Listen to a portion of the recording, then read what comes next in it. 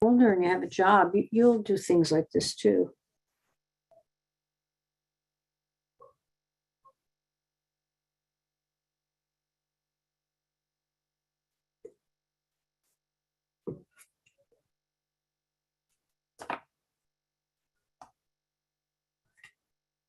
Can't get to the next page. Because it's this way. Turn it this way, and then you can get the next page. Wow. Put it down, and then you pull that, and you can pull that off. Okay. See if you can do that. Ah. No? Pull it off. Yeah, pull it all the way up and then pull it off. Yeah, there you go. Now I can have pages to page. No, but you can have a fresh page. You want a fresh page? Here.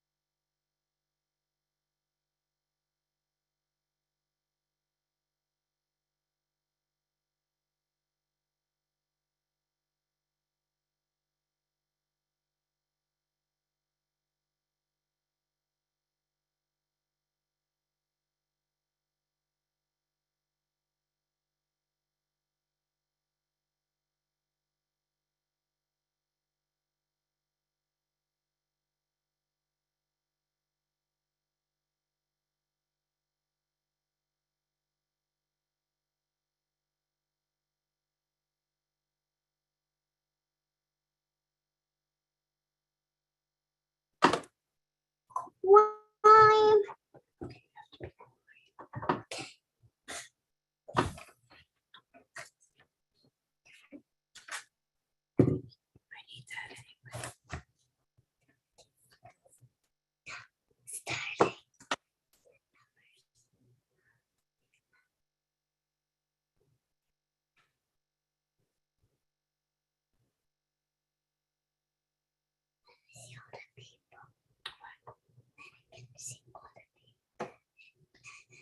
Oh, there'll be more people coming. You have a little bit of ink.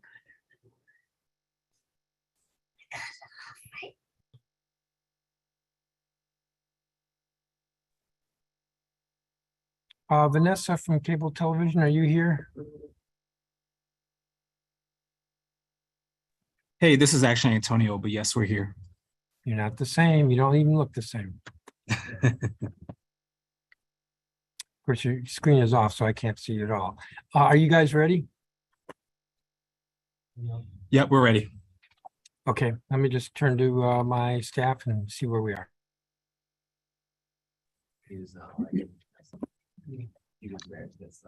I hate to be blunt, I'm sorry, but I'm a big disappointment.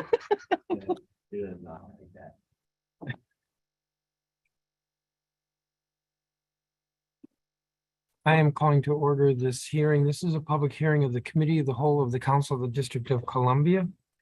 I'm Phil Mendelson, Chairman of the Council and Chair of the Committee of the Whole. Today is Friday, October 21st, 2022. The time is 12:23 in the afternoon. This hearing concerns one bill, Bill 24-710, which is entitled the Migratory Local Wildlife Protection Act of 2022. This legislation was introduced on March 14th, 2022 by Councilmembers Che, Allen, Bonds, Lewis George, and Pinto, and co-sponsored by Councilmember Silverman. The stated purpose of Bill 24-710 is to require new construction or building facade improvements after January 1st, 2023, to use bird-friendly materials, to require the Department of Buildings to issue regulations in consultation with the Department of Energy and the Environment, and to establish a bird-friendly buildings fund to support compliance with the act. We have a lot of witnesses. We have, I believe, 32 witnesses, non-government witnesses, before we turn to the government. The record in this matter will be open for 2 weeks. That is, it will close at 5 p.m. on Friday, November 4th. And what that means is that we're required to file a record after our hearings, and anything that's submitted to us for the record by 5 p.m. on Friday, November 4th will be included in the record. I could say more about this, but I think I'll leave it to the witnesses. And we've been joined by my colleague, Councilmember Mary Che, who is one of the co-introducers of the bill. Councilmember Che, do you have anything you want to say? Yes, thank you, Mr. Chairman, and thank you for holding this hearing on this extremely important piece of legislation. I, along with other members of the body, Allen, Bonds, Lewis George, Pinto, and Silverman, introduced this bill passed in March, the past March, and it's my hope that we'll be able to pass this quickly before the end of the council period in December. We know that untreated glass poses extraordinary risk to birds and other migratory local wildlife. In fact, these are staggering numbers. Collisions with glass are the second leading man-made cause of death for birds. Tragically, between 365 million and 1 billion birds in just the United States die every year because of collisions with glass. Put another way, since 1970, North American bird populations have decreased approximately 29%, in part due to these enormous collisions with glass. And this issue is particularly acute here in the district because we're located along the Atlantic Flyway, a major migratory route for birds. City wildlife has told me that they've seen collisions and deaths with glass increase over the past decade. So obviously this is a huge problem and a growing one. A big part of the risk to birds from glass is the transparency and the reflectivity of the material, which birds may be unable to distinguish as solid building. But fortunately, there are a number of ways to cost effectively design and even retrofit buildings to make them bird safe. including bird-friendly products specifically designed to make glass a visible obstacle. These include treating glass with ultraviolet coating, silk screening, etching or fritting, and using decals. Building designers already use a number of these techniques for aesthetic reasons, which really underscores how accessible and affordable these designs are. Now, you may hear opposition to this bill from developers. They may say that design elements like this are too costly and may claim that compliance costs will mean they have to forego building amenities or even prevent them from building low-income housing. These arguments are patently false. Bird-friendly design elements typically increase glass costs, that's true, by just 5%, but glass is itself a small fraction of total design costs. And I'll give you an example. The Atlanta Zoo's reptile house was built with bird-friendly glass, and that added $32,000 to the project. But that $32,000 was 0.2% of the project's total cost. I want to repeat that, 0.2% of the project's total cost. And even where people are concerned about cost, this bill addresses that. It creates a new fund that will provide income-based subsidies to property owners to help them comply with the law. But again, the cost to use bird-friendly materials is a non-factor when compared to the total cost to design and build a new building. So nothing in this bill will slow development or prevent developers from including affordable units. To note, in 2020, New York passed a law requiring developers to use bird-friendly design building elements. That law went into effect almost 2 years ago. In January 2021, and now it's close on to 2 years from that point. And developers have easily adjusted, just like they will here. And what's more, if we were to join New York in adopting this kind of law, it would do wonders to encourage other cities to adopt their own bird-friendly design legislation. And one last point I want to emphasize. Hundreds of millions of birds die every year. It's carnage on a mass scale, and it's completely unnecessary when changing our behavior is so simple and low cost. If we use these glass elements, we will save millions and ultimately billions of birds' lives. Thank you again, Mr. Chairman, and I hope we can move this bill this year. Every day we wait, more birds die from these collisions. This is absolutely an emergency, and we cannot wait. Thank you very much. Thank you, Councilman Mitchell. What I am going to do now is I'm going to invite the first 10 witnesses in to testify. And the hearing notice indicated that testimony would be limited to 4 minutes. We have a lot of witnesses, so I hope folks will move a little quicker. Noah Van Gilder, Emily Hovermail, who is with Humane Rescue Alliance, Ann Lewis, who is president of City Wildlife, Catherine Plume, who's representing the Sierra Club DC, Christine Shepard, who is director of the Glass Collisions Program at the American Bird Conservancy, Stella Tarnay, who is founder and executive director of Capital Nature, Jeremy Joseph, Chris Weiss, who's with the DC Environmental Network, Max Broad, who's with DC Voters for Animals, and Jamani Overby, who's with the Audubon Naturalist Society.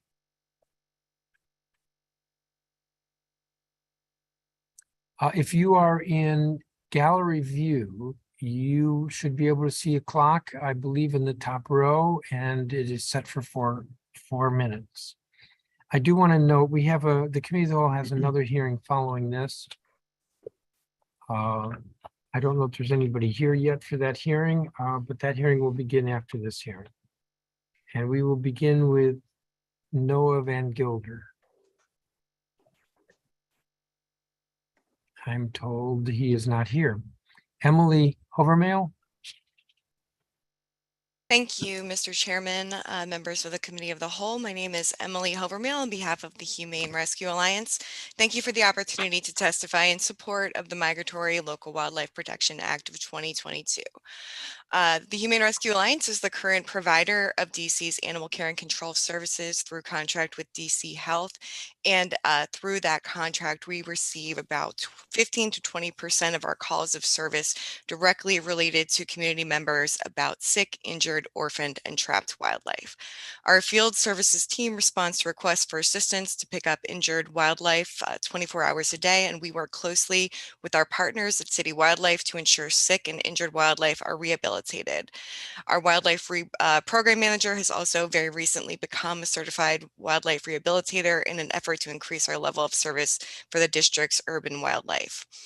The number of calls for service to assist injured birds that we receive increases dramatically with birds hitting buildings during spring and fall migration. The lives of these animals harshly cut short as they perform their natural animal behaviors and follow their instincts. Our officers see firsthand the impact to our citizens when they witness these often gruesome events that unfortunately will only increase in number without intervention. The District of Columbia should not accept the death of thousands of our birds every year as a foregone conclusion to development and progress. For all of the reasons that Councilmember Che has stated and that you'll hear from all of the supporting organizations, we respectfully request that the council pass Bill 24-710. Thank you.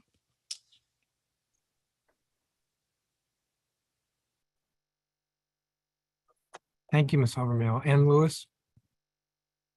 Good afternoon, council members. My name is Ann Lewis, and I'm president of City Wildlife. I'd like to address 3 questions about this proposed law. Why is it necessary? How much will it cost? And will it work? The law is necessary because our buildings are killing birds. Americans' bird populations are in decline, and glass collisions are a leading cause of death, killing up to 1 billion birds a year in the US. Unfortunately, DC is contributing significantly to these deaths. Our Lights Out DC monitoring project has documented more than 4,500 bird strikes, most from the limited downtown area that we monitor.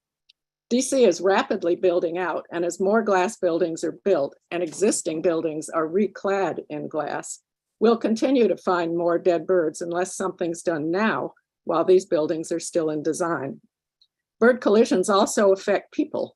In 2018, over a period of 3 days, 52 cedar waxwings crashed into a glass corridor at the Shining Stars Montessori School in Northeast DC. The children were so upset to see these birds dying on the ground that the staff had to close off the corridor to view. No one, young or old, likes to hear that awful thud of a bird hitting glass. Simple and inexpensive measures to reduce these collisions have been known for at least a decade, but our building community is not yet using them and probably needs this law to do so. So how much will it cost? The marginal cost of using bird-safe glass is minimal, from only 1/10 to 1/2 of 1% of the construction cost, a small expense with huge humane benefits. These costs are coming down too, as more products hit the market. And in many cases, the added cost will be zero. Features such as louvers or screens that are included in buildings for other reasons may themselves make a building bird safe without any extra cost. And it's much less expensive to get it right at first than to have to retrofit it later. Finally, will this law work? Yes, it will. The American Bird Conservancy has been testing products for 12 years, and many are effective. And we have proof. After our convention center installed bird-safe film on its problematic skywalk, bird strikes there declined by 85%. This law will be easy to administer for both the building industry and our new Department of Buildings. Its requirements are straightforward and well within these professionals' normal range of duties and expertise. After passing its bird-safe law in 2020, New York City found it did not need to add any extra staff to its regulatory agencies, and our law is similar. So in sum, this law is effective, inexpensive, easy to administer, and will change our lethal environment to one that allows safe passage for our beautiful birds. Thank you. Thank you, Ms. Lewis. Catherine Plume? Hi, I'm Catherine Plume, and I'm an elected member of the Executive Committee of the Sierra Club DC chapter. I'm also a lifelong environmentalist, a 20+ year resident of the District of Columbia, and a proud resident of Ward 4. Thank you, Chairman Mendelson, for convening this hearing on the Migratory Local Wildlife Protection Act. The Sierra Club is the nation's oldest and largest environmental advocacy group. We're grassroots organizations with chapters in every state, DC, and Puerto Rico. Here in DC, we have nearly 3,000 dues paying members and more than 10,000 supporters. I doubt that anyone at this hearing today will be surprised to learn that the Sierra Club strongly supports this bill.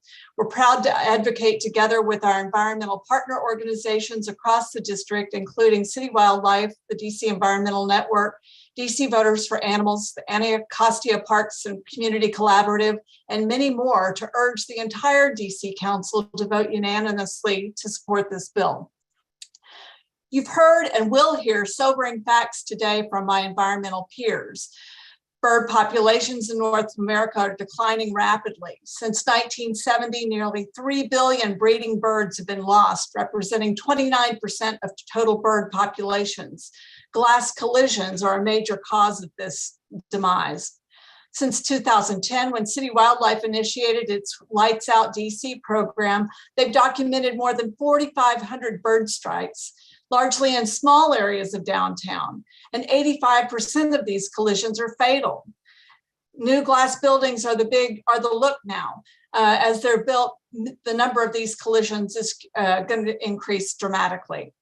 So why do we believe the council should pass this bill? Our reasoning is fourfold.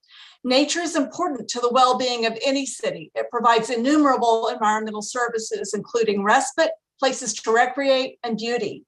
Nature without bird life, or without the full diversity of birds that naturally occur in an area, is incomplete. Those birds are working on our behalf, pollinating plants, dispersing seeds, scavenging carcasses, and recycling nutrients back into the earth. The district is located in the Mid-Atlantic Flyway. Every spring and fall, millions of birds pass through the district as they migrate.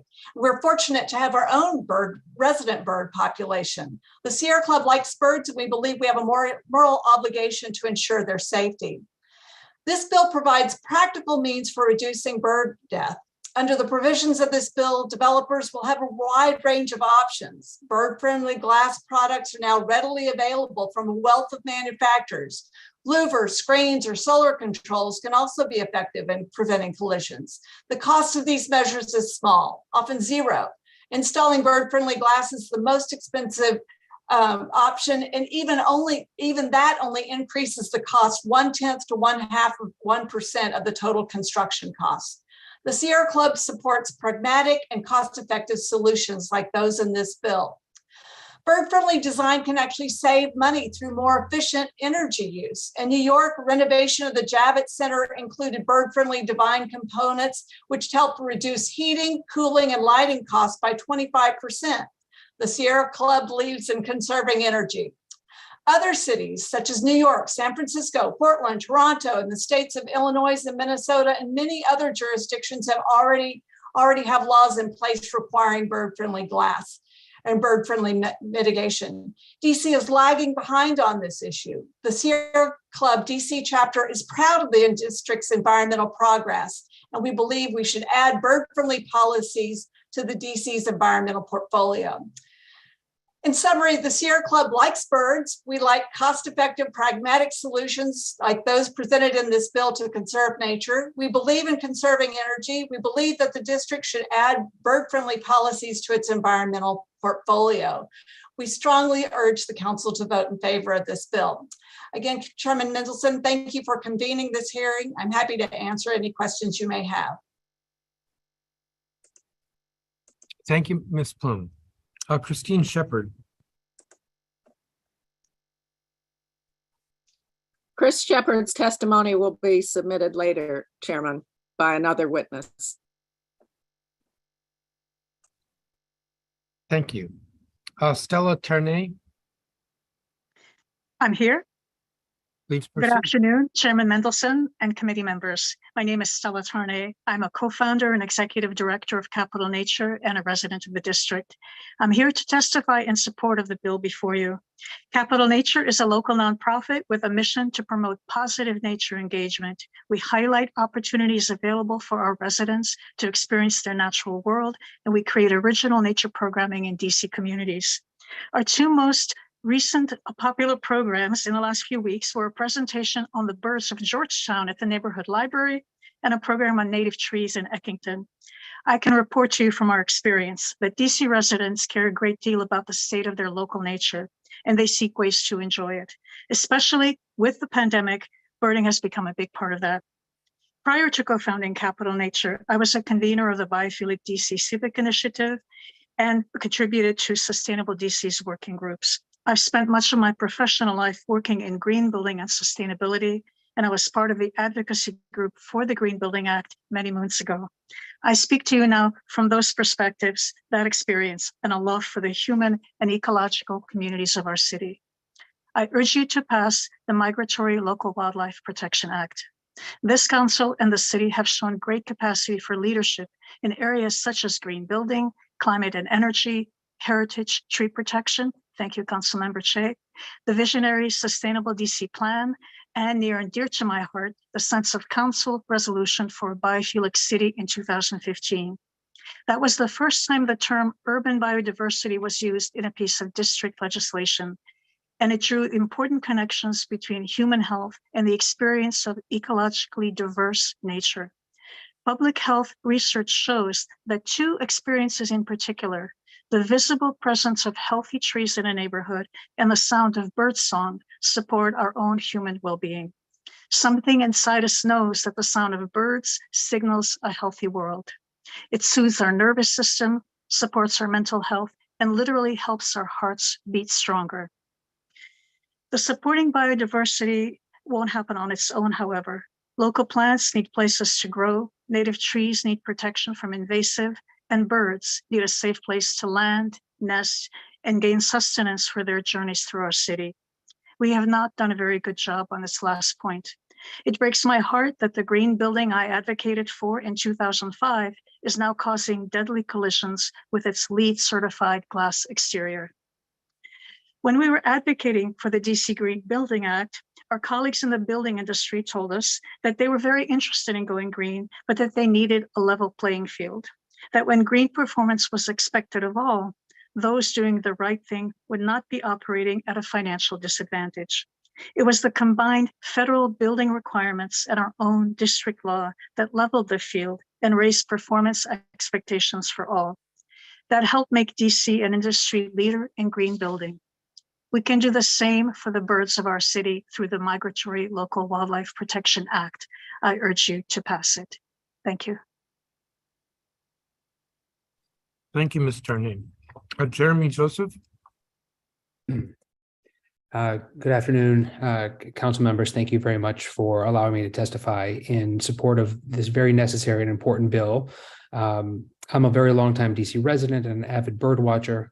I wanted to testify that I have personally witnessed birds striking the glass of commercial and other buildings in the city that would be affected by this legislation. I have personally picked up and brought to City Wildlife for rehabilitation birds that have been injured but not killed in glass collisions.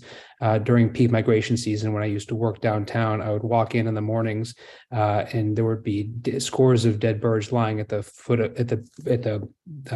on the sidewalk at the bottom of the building. And as you can imagine, this was extremely distressing. This carnage, as Councilmember Che said, is preventable, and it's our duty to prevent it. And I applaud the council for their leadership in this important regard. I am, as other people have mentioned, conscious of the regulatory burdens and costs for developers. In this instance, as many witnesses have said and others will say, the cost is negligible, easily absorbed into the overall project cost, and the benefit is immeasurable and far outweighs any of the costs. I urge the council members to vote in favor of this important bill. Thank you. Thank you, Mr. Joseph. Chris Weiss. Good afternoon, everyone. Chairperson Mendelson, Councilperson Che, other council members, and staff. My name is Chris Weiss, and I'm the Executive Director of the DC Environmental Network. I'm testifying today in support of the Migratory Local Wildlife Protection Act of 2022. If passed, this common sense, easily implementable law will save the lives of thousands of migratory birds that land in DC during their spring and fall migration along the Atlantic Flyway. I remember as a child being amazed by the idea that wild birds had such a dominant presence on our planet in nature that Doppler radar could detect thousands of them taking off from the roosting sites at dawn to forage for insects. Later in life, I stood in awe somewhere on the Cape Hatteras National Seashore, watching thousands and thousands of migrating birds flying just above the water. I stood there for a very long time, watching a seemingly permanent, unbroken line of migratory birds passing by. Now we know there is no permanence with all the natural things that we have taken for granted and are necessary for human survival. I read recently, if you were alive in 1970, more than 1 in 4 birds in the US and Canada have disappeared within your lifetime. According to research published September of 2019 by the journal Science, the total breeding bird population in the continental US and Canada has dropped by 29% since that year. Climate change, plastic pollution, and other environmental challenges driven by our country's wasteful consumption habits are driving major biodiversity loss and changes in the natural world that threaten human existence. The good news is we have lots of common sense, cost-effective, job-creating solutions to solve some of these problems. This bill helps the district do our part to push back against the fatal bird glass collisions that are killing up to 1 billion birds every year in the US and thousands of surprisingly exotic migratory and local DC birds in our neighborhoods and city. Let's not forget to take care of our own birds. From our fact sheet, the Migratory Local Wildlife Protection Act calls for most new or substantially remodeled buildings in DC to incorporate these bird-friendly measures. Effective and inexpensive measures, including bird-safe glass products, can be incorporated in buildings to prevent these collisions and are readily available, but are not yet required. We are not alone in this. Similar laws requiring bird-friendly buildings have been passed for New York City, Chicago, Toronto, San Francisco, Portland, and many smaller local jurisdictions. As our nation's capital city, we are a bit behind. This is something we can do. The DC Environmental Network urges the swift passage of what maybe we should call the Migratory Local Wildlife and Human Protection Act of 2022. Let's do it because it's not that hard. Let's do it for our migratory and local bird friends. And let's do it to support the ecosystem humans need for survival. Thank you. And you still have 42 seconds. Thank you, Mr. Weiss. Max Broad. Yes, hello, my name is Max Broad. I'm the Executive Director of DC Voters for Animals. And I have something for the baseball fans out there. It was the bottom of the 8th inning when the Los Angeles Dodgers recruited a 4th outfielder in their game against the San Diego Padres. You need little knowledge of baseball to know that 4 outfielders are not allowed. Moreover, the new outfielder was a goose. It takes even less knowledge of baseball to know that feathered 4th outfielders are even more not allowed. The greater white-fronted goose did more than make it into the public spotlight during the Major League Baseball playoffs last week. It has become the informal mascot of the Padres as a signal of their success since the goose landed. But underneath the story of a lucky bird is an important reality. The goose was migrating, likely from their breeding grounds in the Arctic tundra, and an unlikely inhabitant of Chavez Ravine on a Los Angeles night. Experts explain that the bright lights drew the traveler from its journey. Since most birds migrate at night, light pollution and bright illumination from cities will attract and disorient birds. Although the amenities of development and modernization offer us many benefits, including night baseball, last week's goosecapades demonstrate how human impacts on the ecosystem can have unintended impacts on wildlife. Fortunately for the goose, it was safely escorted off the field. However, for our flying friends who are unable to see glass in buildings, the end of the story is not so pleasant. We are here today to talk about migrating birds that are colliding into glass. For the average DC resident, this may seem like an afterthought, but for the feathered migrator passing through our city on an annual basis, this is a crisis. Building collisions are the second biggest cause of unnatural death for birds in the US. The challenges of seeing glass are an epidemic for migratory wildlife. Since they cannot speak for themselves, my role at DC Voters for Animals is to invite consideration of the birds themselves as a constituency worthy of consideration. How can we as a city account for their interests, especially when our actions are causing so much suffering and loss of life, especially when solutions are readily available? In considering the bird's perspective, we are offered a chance to explore and enact the golden rule. What would we want if we were in their shoes? It may be hard to step into the mind of our feathered friends, but it is not hard to imagine that flying at full speed into an unexpected and invisible pane of glass is anything but concussive, if not lethal. We can prevent these injuries. We can prevent these deaths. I urge you and appreciate your willingness to consider the bird's perspective.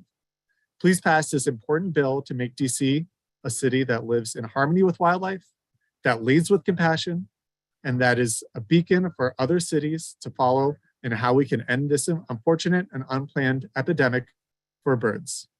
Thank you. Thank you, Mr. Broad. Jemani Overby.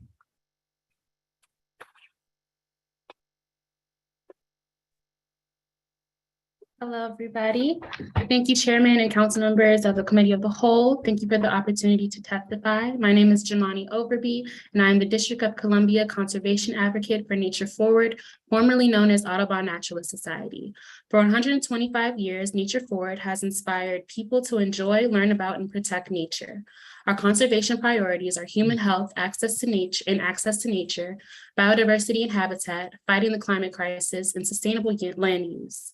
The urgency of the climate crisis is evident across our country today, and the urgency underscores the importance of bills like the Migratory Wildlife Protection Act of 2022. Each year, likely thousands of birds are being killed by hitting glass buildings in DC. Since 2010, Lights Out DC volunteers have documented more than 4,500 strikes, most in small town DC area, downtown area. 85% of these strikes were fatal. Effective and inexpensive measures, including bird-safe glass products, can be incorporated in buildings to prevent these collisions and are readily available, but our building industry is not yet using them. Why we need to protect our birds. These birds are valuable not only in and of themselves, but they also serve to enrich our environment, maintaining the biodiversity upon which we all depend. If their populations decline, the entire wildlife chain is disrupted and weakened, and humans lose their ecological services birds provide as key pollinators of our crops, fields, and forests.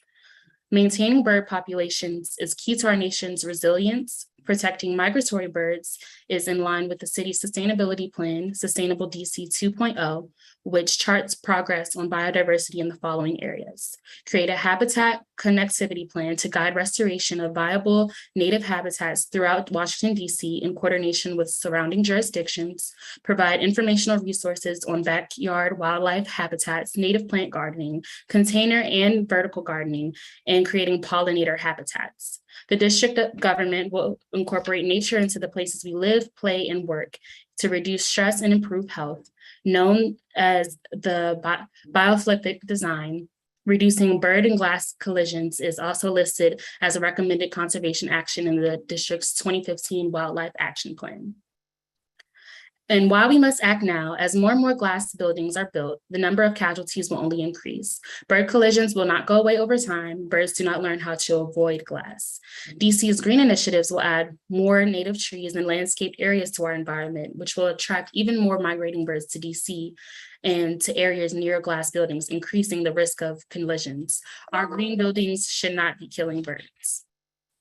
And for at least 30 years, the science of bird and glass collisions have been known and publicized, and scientists and wildlife specialists have been given presentations to architects, developers, municipal authorities, planners, and other groups during this period, but the message has not changed behaviors. If passed, this law will save the lives of thousands of migratory birds and that land in DC during their spring and fall migrations along the Atlantic Flyway. Please vote in favor of this legislation. Save our valuable and beloved birds and support DC's reputation and as a sustainable city. Thank you. Thank you, Ms. Overby. I don't have a copy of your statement. Will you provide that, please? Yes. Thank you. I do have some questions. I think I'm going to focus mostly on Ann Lewis because I believe, Ms. Lewis, you are an architect by training? That's correct. And my impression is that you were intimately involved with this bill or the introduction of it. So, and I mean these questions just to understand the bill. As written, it's meant to apply to building permits for new construction. That would be any new building, but also for substantial improvements or alterations involving the replacement of all or substantially all exterior glazing in commercial buildings, multi-unit residential buildings, institutional facilities, district-owned or operated buildings. That would be if the building is undergoing substantial improvements or alterations, or substantial alterations or improvements involving the exterior glass? Both. It would be any building that is being substantially improved, which is defined as 15% of the market value of the building. Whether it's interior or exterior, or however it's being improved, those would be covered. And also, let's say nothing's being done on the building except the building is replacing its windows. That would be covered also. Is that clear? Does that answer the question? It does, but I'm going to follow up a little. Okay. So you said substantial is defined as 15%. Where is that defined? In the code? 50%. 50. Yes, it's in the DC code. In the code itself, not the construction code. I think it's in the code itself. I'm not sure. I'm not sure about that. Okay. But it's somewhere. If I'm a property owner, I own a big building, and I decide that I'm going to, I don't know, completely redo the garage and completely redo the interior of half the floors, but I'm not messing with the outside at all. And it's more than 50% of the value of the building. I would have to mess with the exterior under this law. Yes, that is under discussion, however. There's some thought that if the building, if you're still improving 50% and you weren't intending to touch the windows at all, perhaps we could change the law and allow that building to go forward without changing the windows. But in reality, in our experience, most of the buildings in DC that are improving by 50%, a large part of it is usually the window. In fact, they're all being reglazed, as you well know, reclad. And and that's my impression. Reglazed means new windows. Yeah, basically. I mean, that's an architectural term, and I'm not sure I completely understand it. Well, I used it loosely. Most of the buildings that are spending that kind of money on their project are either putting in new windows within a framework, an existing framework, or in many cases, they're stripping off the whole facade and just reglazing the entire building, putting a glass facade on it. But it's also your intent that if the renovation or alterations are less than 50%, but involve the windows, that the bill would apply. That's right. The way it's phrased is if all or substantially all of the windows are being replaced, they would have to be bird safe. And I think we probably need to define substantially all, or maybe it's significantly all. I forget the term. Okay, now there's a definition in the bill for bird-friendly materials, but I'm not sure I completely understand. So what is a bird-friendly material? In most cases, it's a tested glass product. And the American Bird Conservancy is the testing agency these days. And they have tested hundreds of products. And after the tests, their scientific tests, they apply what's called a threat factor to the product. And most of the industry, the glass industry and LEED and everybody uses the American Bird Conservancy's threat factor as the standard for bird safe glass. So that's easy for glass. You just go to their catalog of threat factors and find out what threat factor the product has. But if you're not using that glass, there are other ways to make a building bird safe that don't involve treating the glass at all. For example, most of DC's libraries are bird safe because they've got grills or screens on them to prevent glare in the reading room. So those buildings would be bird safe and nothing needs to be done to the glass. But I think in most cases, compliance will occur by using bird safe glass.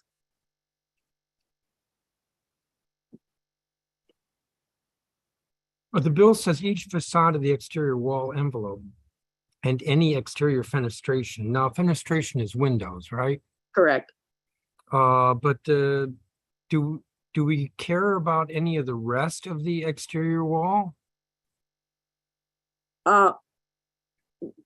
Well, no, not the glass is what's killing the birds. It can also be different types of glass, like mirror or spandrel glass, things like that. But it's the glass that kills the bird. Other parts of buildings like masonry or wood frame or steel or whatever your building is using are inherently bird safe. So they're fine. It's only the glass we're addressing. Yeah. Or the glass-like product. Now, the bill has a exception for other materials to the extent they do not exceed an aggregate of 10 square feet. Mm-hmm. An aggregate of 10 square feet within any 10 feet by 10 feet square exterior. Why are we creating an exception? Small areas of glass are not what's really hazardous to birds. It's larger areas of glass. And there may be a situation where, let's say there's an existing window that's a small window within a larger space. That's not going to be a terrible hazard to birds. It's just saying that if you have small areas of glass within a larger area, it's not going to be as significant a threat factor to birds. Now, what if I disagree? How meaningful is it if I were to take this out of the bill? I'm thinking, I hate to confess this, but the house that I live in, which is a house, so I'm not sure the bill applies. Right. We have some windows with an eastern exposure, and we used to find dead birds on the ground out below those windows until we put some decals on the windows. Mm-hmm. That might meet this 10 square feet exception. Yes, that's right. It might. And we all have that problem. But as you've pointed out, the law doesn't cover houses, doesn't cover residential under 5 units. Well, but if a bird flies into my house, a bird could fly into a small window on a commercial building. That's right. So I go back to my question, how am I doing damage to the cause if I took this exception out?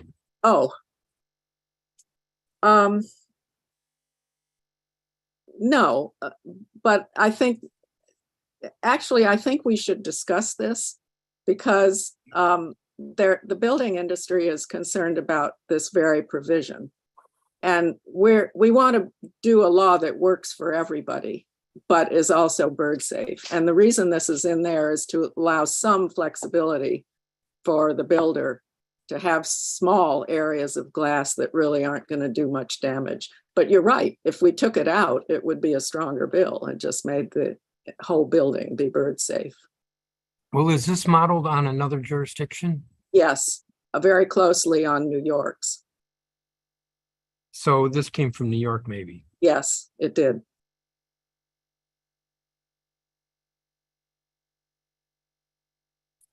I'm looking at the clock tick down. I have a few more questions, but I think I'll turn to Councilmember Che and then ask a few more questions. Councilmember Che? I have no questions. Thank you, Mr. Chairman. All right, well, I'll keep going.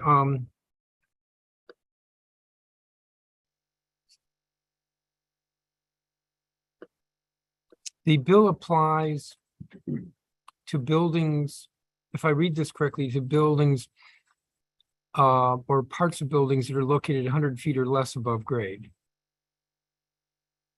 Yes, that's correct. Why 100 feet? Birds don't fly higher than 100 feet?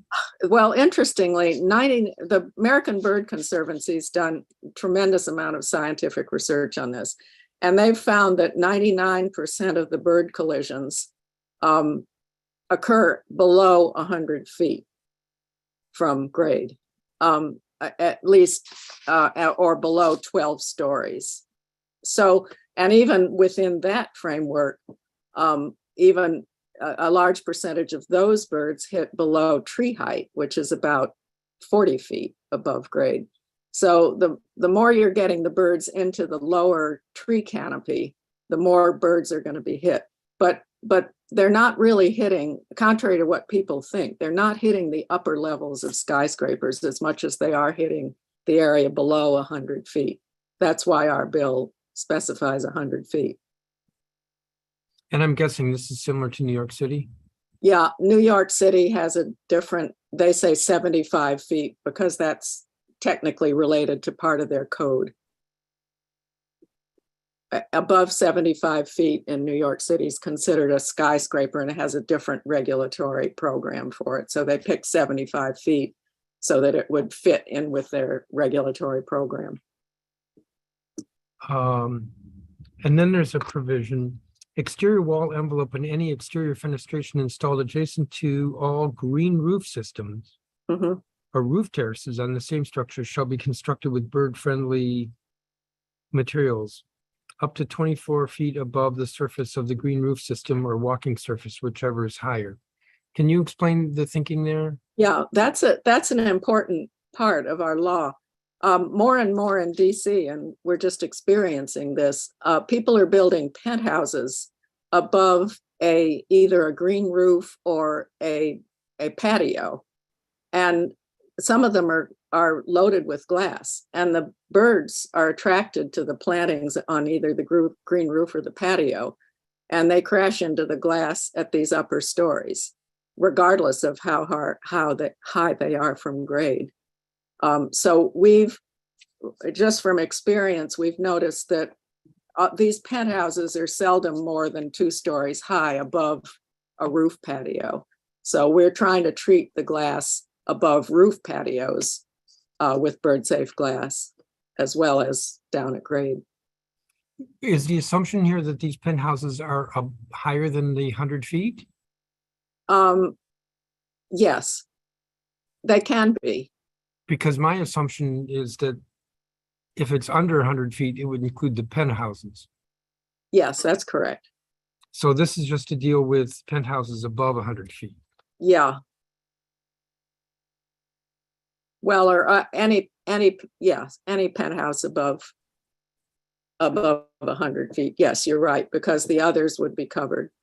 But on the other hand, this is tied to adjacent to a green roof system or roof terrace. So why don't we just say penthouses as opposed to say any exterior fenestration adjacent to a green roof system or roof terrace? You mean if it's just a regular mechanical penthouse on a non-green roof? No, because a mechanical penthouse would tend to not have windows. Right. And you're talking about habitable penthouses, I believe.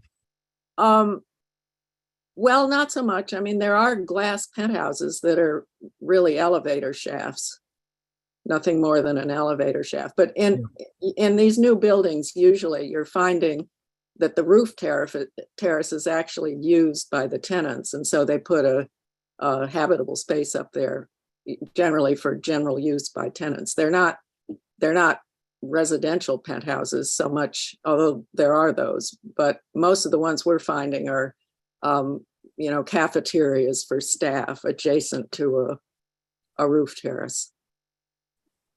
And it's the greenery. The point is that it's the greenery up there that's attracting the birds to whatever level they're at. And therefore the glass adjacent to that attraction should be bird safe. Okay. And then there's this bird hazard installations shall be constructed of bird-friendly materials regardless of their height above grade. Can you explain that? Yeah, there are certain features of buildings that are extremely hazardous. And there are also bird hazard features that are hazardous. Some of the things that are covered that are bus shelters, railings, glass railings are killing a lot of birds. Skywalks are a real danger. A skywalk being a connector between two parts of a building that might be above, suspended above the grade and covered with glass. So regardless of where these elements of the buildings are, they're I would say unusual hazards, and therefore they should be bird safe no matter what height they are, as well as these other structures like bus shelters that are just different from buildings.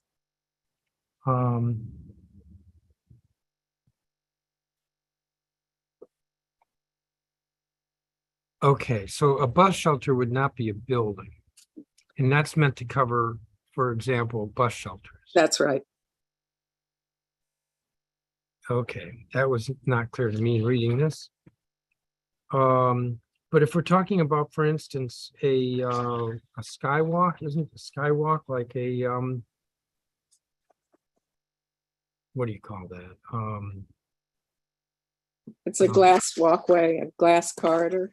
Between two buildings. Or two parts of a building, yeah. And you think that wouldn't be covered by the bill if there wasn't this provision? Because I would think that would be part of a building and therefore would be covered. It would be under 100 feet. Yes, I think it would be covered if it's under 100 feet, but we're making it covered even if it's above 100 feet because they're so dangerous. All right, I'm getting dizzy thinking about that. Yeah, I know. It's the skywalk above 100 feet. I don't think we have it in the city, but okay. You actually do. There's one at 800 K Street that is a deadly skywalk. It's actually on mirrored glass. It's in Tech World. Yes. And it's one of our worst bird killers. And that's over 100 feet? I think so. I got out there and tried to assess that. I figured the top, it's a multi-story thing. It's probably 4 stories high. And I think the top story is probably up at 115 feet. It's rare. Most of them are lower than that, but you do have this one.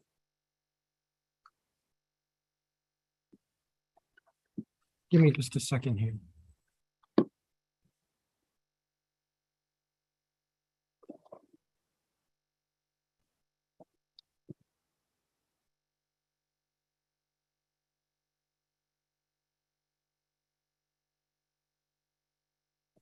My staff just pulled up a picture and says it looks like the top of that skywalk is about 12th story. Yeah, that could be. And 12 stories. Is 120 feet probably. Yeah, that's right. That's what I was figuring. I don't think I have any other questions. Councilmember Che, did I stimulate you to ask a question?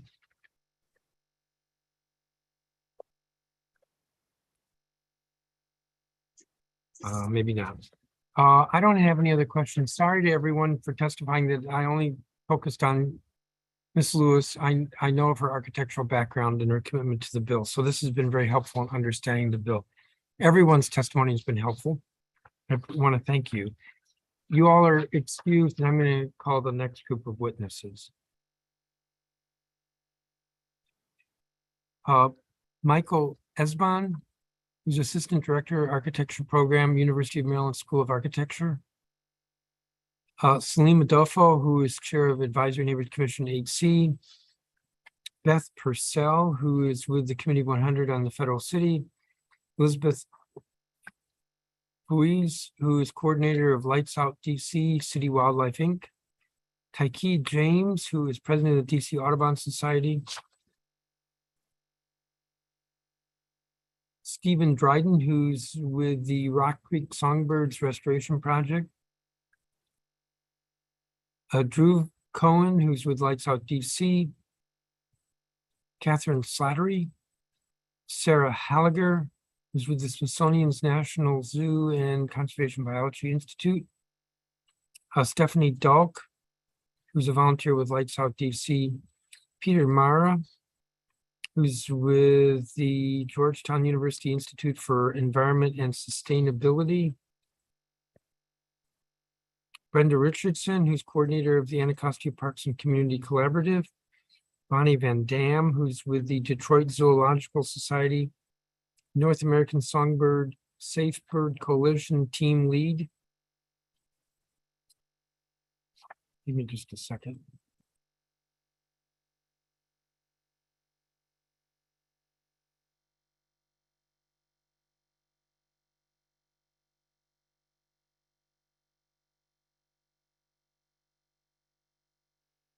I think I'll stop there in terms of witnesses and then call the rest of the next group. Is Michael Esban here? Salim Adolfo? Beth Purcell, Yes, please. yes. Hi, good afternoon. Thank you for letting us testify. My name is Beth Purcell, and I'm testifying on behalf of the Committee of 100 on the Federal City, and we strongly support this bill. Well, we think of the district as an urban area, but in fact, our city is home to an average of 230 bird species year-round. As others have mentioned, the district is also on the Atlantic Flyway and attracts thousands of migrating birds every spring and fall that stop to rest and feed before continuing their journey. In addition, more than 60 species of birds breed in the district. Its rivers are wintering locations for thousands of waterfowl. So we have a big responsibility because of the Atlantic Flyway. Collisions with glass account for many bird deaths, estimated as between 100 million and 1 billion deaths per year by the U.S. Fish and Wildlife Service. The Department of the Environment's Wildlife Action Plan agrees with these findings. Bird deaths from collisions can also affect the viability of bird populations. Nearly 1/3 of bird species have been documented to be victims of collisions with buildings. Deaths of migrating birds include some of the strongest, healthiest birds who otherwise would have survived to breed. To add to the concern, DC is undergoing a construction boom. Many multi-story buildings are planned and already underway, and the time to protect birds is now.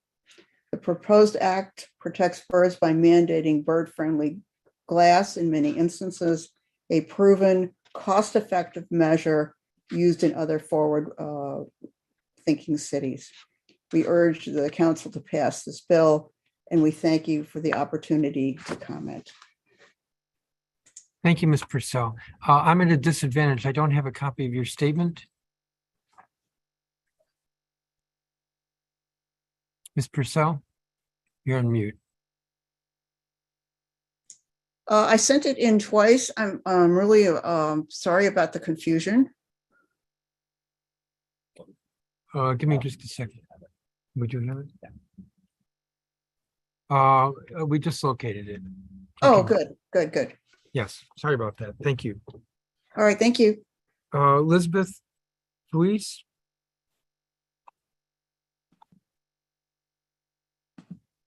Yes, hello.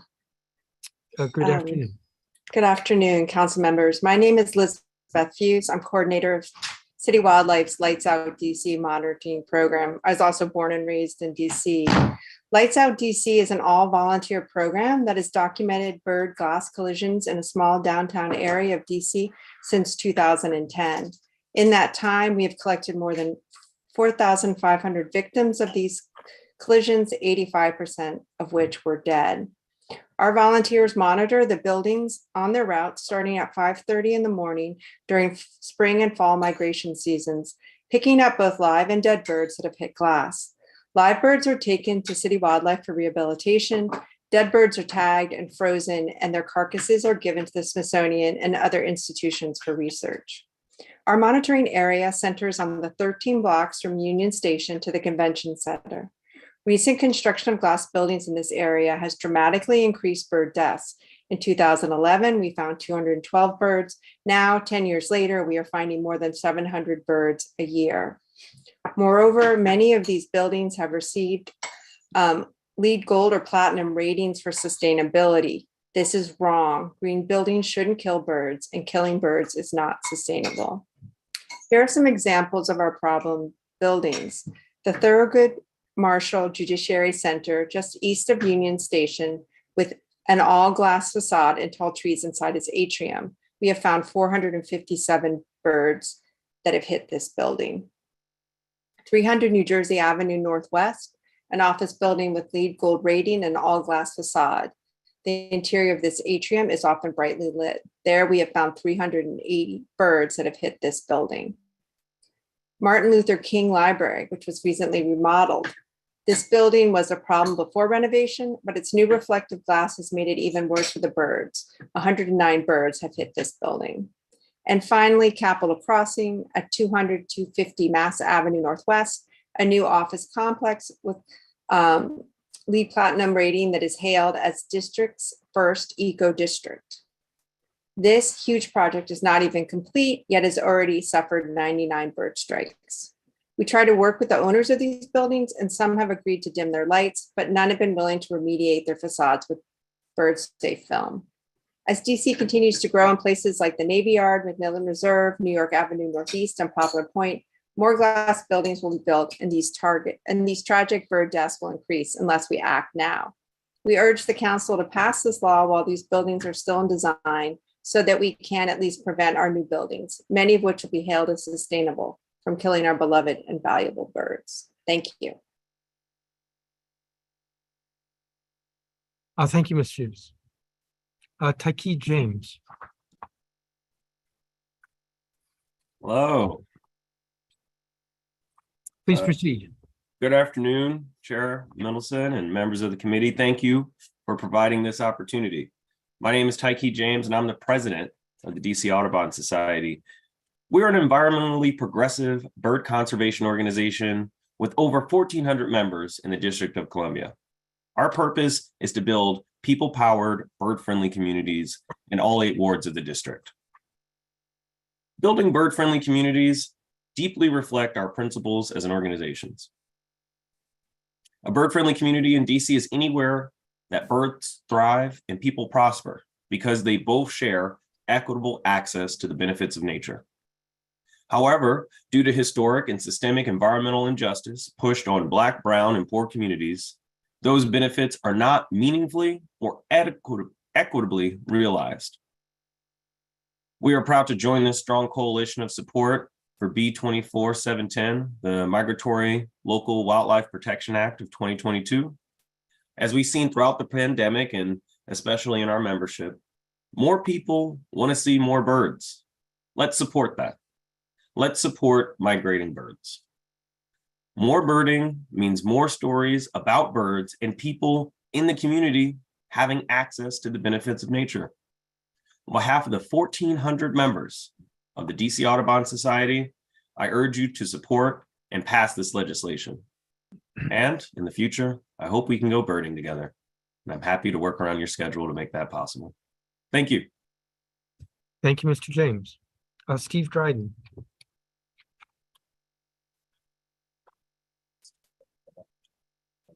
Mr. Dryden.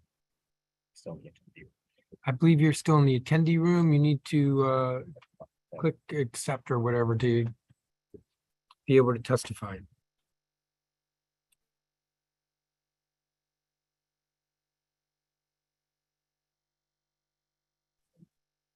I'm going to go to the next witness. If Mr. Dryden clicks and enters, we'll call on him. Drew Cohen.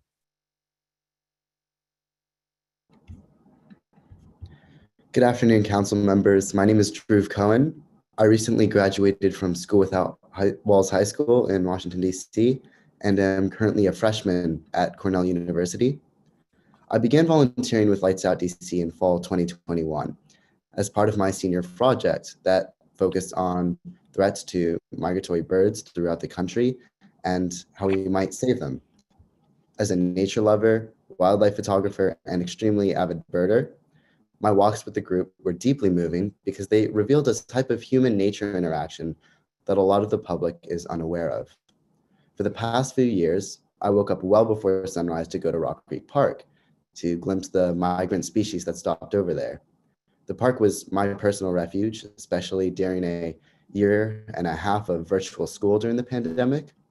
It was also a center of learning where I could watch the migratory birds and learn about their basic natural history as they went about their daily activities. I will never forget my first walk with Lights Out in downtown DC at dawn, where only a mile south of my daily birding spot, I saw these same species lying catatonic or dead on the pavement after collisions with brightly lit buildings. That is no way anyone should have to see a bird. For people in the city, especially young people like myself who cannot easily travel to experience nature, birds bring nature to us in backyards, on feeders, or at local parks like Rock Creek. But if birds are going to let us experience nature, or be our pollinators, or seed dispersers, and pest control, or sources of ecotourism revenue, then it is absolutely our duty to make sure that we do all that we can to ensure their safety. Though I grew up in DC, my passion for the outdoors has been fostered by many of the natural encounters it has offered. What I witnessed volunteering with Lights Out DC changed me from someone who is enthusiastic about wildlife to a student who understands the threats that face wildlife and who wants to fight to help protect it. The morning after I received my letter of acceptance to college, I watched the first woodcock, a type of sandpiper, that I'd ever seen fly into a building while I was walking to school. And it was a pretty grave reminder of why I'm here at Cornell. I'm now surrounded by students and professors at the Lab of Ornithology who are leading large-scale research on birds' populations and their conservation status. Moreover, they are acting on birds' declining numbers, and I hope to join them in saving these natural wonders. As someone who takes pride in their home city, a leader in change, I see no reason why we have to lag behind other cities who are already taking this type of action. We are unworthy to claim a migratory bird like a wood thrush as our avian representative if we show no interest in protecting it. I'm asking that our council take these valuable steps outlined in this bill to make sure that these birds can remain so that young naturalists may learn from and be compelled to protect the natural world that our teachers and schools have taught us to fight for. Thank you. Thank you, Mr. Cohen. Catherine Slattery? Yes, hello. Good afternoon. Thank you, Chairman and Council members. My name is Catherine Slattery. I'm a licensed architect, 20-year DC resident, and a principal at Quinn Evans, a women-owned design firm in the District of Columbia founded in 1984. We specialize in commercial, cultural, and institutional projects. Thank you for allowing me to testify and voice our support of this bill. In 2013, Quinn Evans was honored to be selected to redesign the birdhouse at the Smithsonian's National Zoo. This project renews the historic animal building, preparing it for immersive exhibits that educate the visitor on the wonders of migration. Through the visioning process, we learned about the amazing feats that birds take annually during migration, but also the impact that habitat loss and buildings can have on their journey. It was disappointing to learn that our work could have such a negative impact on wildlife around us, but it was empowering to learn that the negative impact could be reduced with easy refinements to the design process. Incorporating bird-friendly design methods, including risk assessment and the inclusion of bird-friendly deterrents, such as patterns on glazing, into our project is not only good design, it is easy, already part of the design process and our responsibilities as those who craft and design the built environment. There are numerous options for bird deterrent products that have limited to no cost impacts. Architects are already considering many factors for glazing design, and incorporating deterrents is not an additional burden. On modern construction projects, glazing includes multiple layers of glass, airspace, coatings. We already consider sun orientation, color, aesthetics, energy efficiency characteristics, weight, and safety when developing the makeup of the glass for the project. The glazing on commercial projects is designed to meet both energy code and design intent, and adding bird-friendly evaluation is not complicating the effort. In situations where bird strike is at risk, glazing strategies include incorporating ceramic frit, etching, post-applied films, or UV products. Best practice is an evaluation of reflectivity and adjacent plantings and adding that 2x2 or 2x4 pattern so that birds can see the glazing. The pattern can be subtle and practically disappear or be a defining characteristic of the facade. These glazing strategies have no negative impact on the energy performance of the glazing, and low E films can still be incorporated. And some of these bird deterrent strategies, in fact, will reduce solar heat gain and improve the building's energy performance. Including deterrents that limit the impact that the building will have on local and migratory birds is an easy step to reduce our impact on the habitats we choose to inhabit. LEED is already a required design standard in DC, and thus many of our new buildings are LEED certified and hailed as green, but also killing birds. Bird collision deterrence is an optional credit that can be pursued in LEED. It's great that this structure exists, but this needs to be happening on more projects, not just some of our LEED projects. And we applaud the council for making bird strike deterrence a clear priority and moving to provide guidance on how to accomplish this on all projects. Building on our experience at the Birdhouse, Quinn Evans has made bird-friendly design evaluation a best practice for all of our projects. We have seen bird-friendly glass successfully designed, procured, and installed on projects in DC and around the DMV. And these projects have gone through your most rigorous reviews with the Commission of Fine Arts and the National City Capital Planning Commission. The Birdhouse will open in early 2023 and also go visit. The National Zoo would be happy to show off that project-specific solution that is inspired by the murmuration of birds. For many, birds are the first animal we see or hear every day, and we take for granted the impact they have on our environments. How unfortunate it would be if they were no longer there when it is so easy to reduce the impact that buildings have on them. Thank you for your time. Thank you, Ms. Slattery. Let me just double check whether Steve Ryden showed up. All right, let me repeat. Steve Dryden is in the what we call the attendee room, and if he wants to testify, he needs to. Mr. Dryden?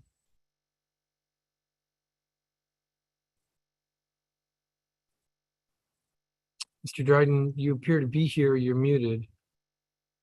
Mute. Okay. Please proceed. Hi. Can you hear me now?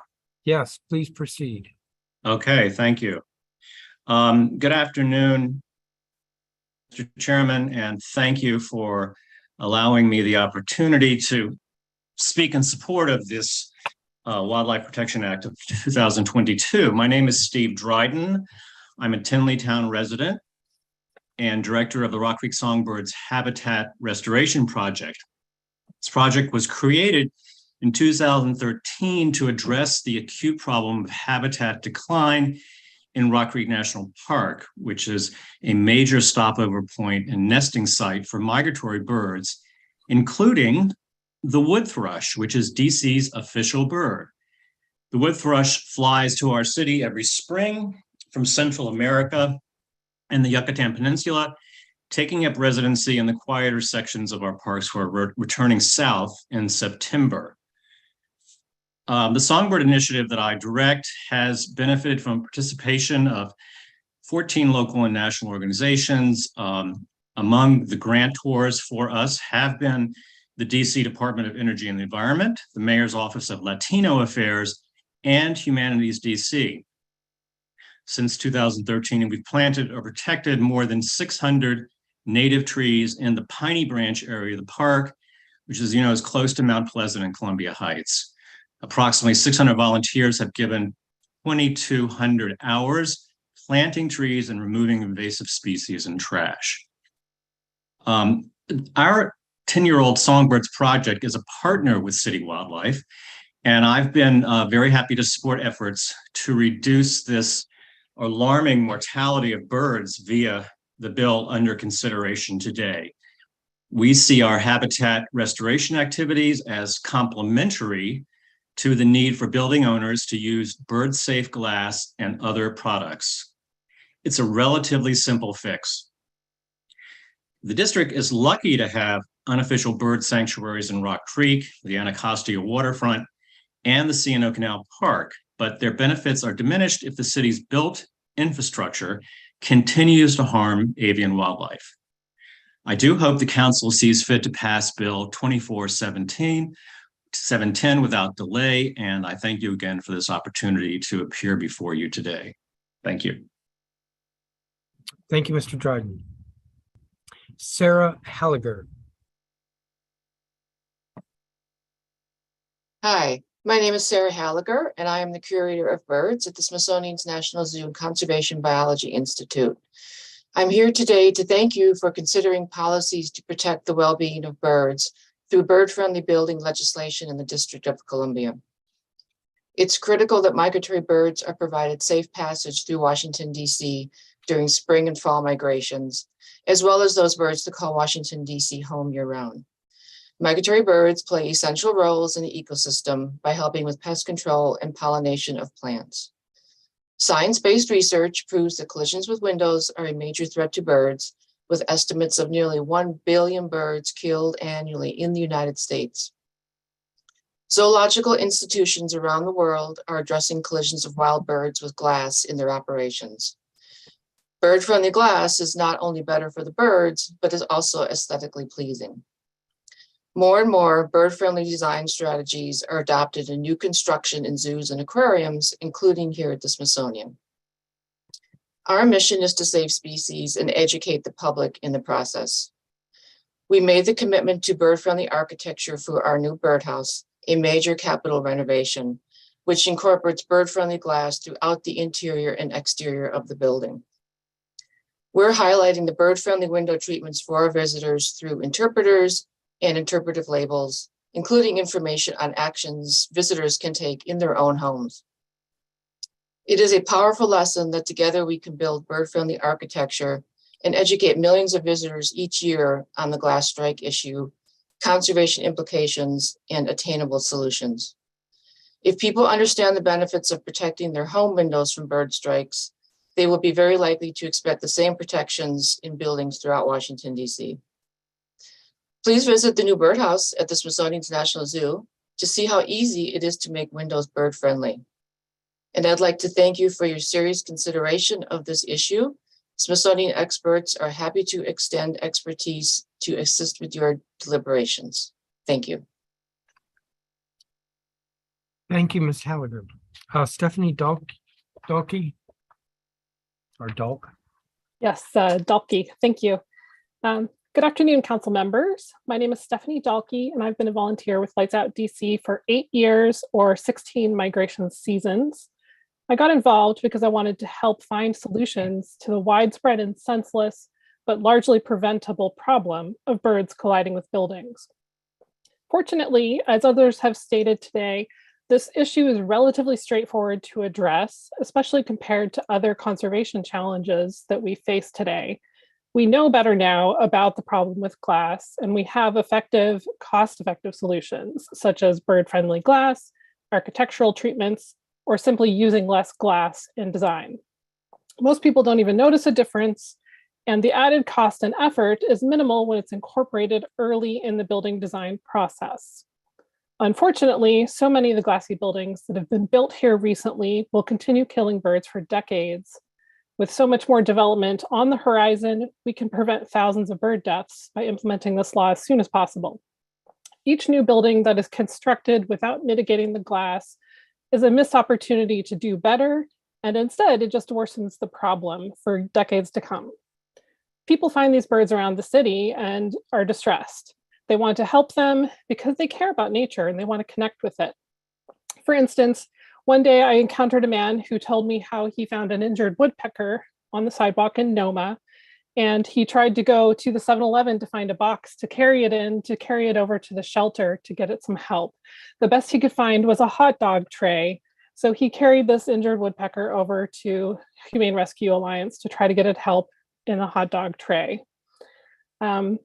We had made great improvements to our built environment over the last decade or two with all of the new green stormwater infrastructure and using native plants, planting more trees. But we've finally recognized that trying to separate humans from nature is not only impossible, but it's harmful. So we've greened the city, but we've added habitat to attract these birds, and then we've not mitigated the glass problem at the same time, despite being recognized as an urban bird treaty city.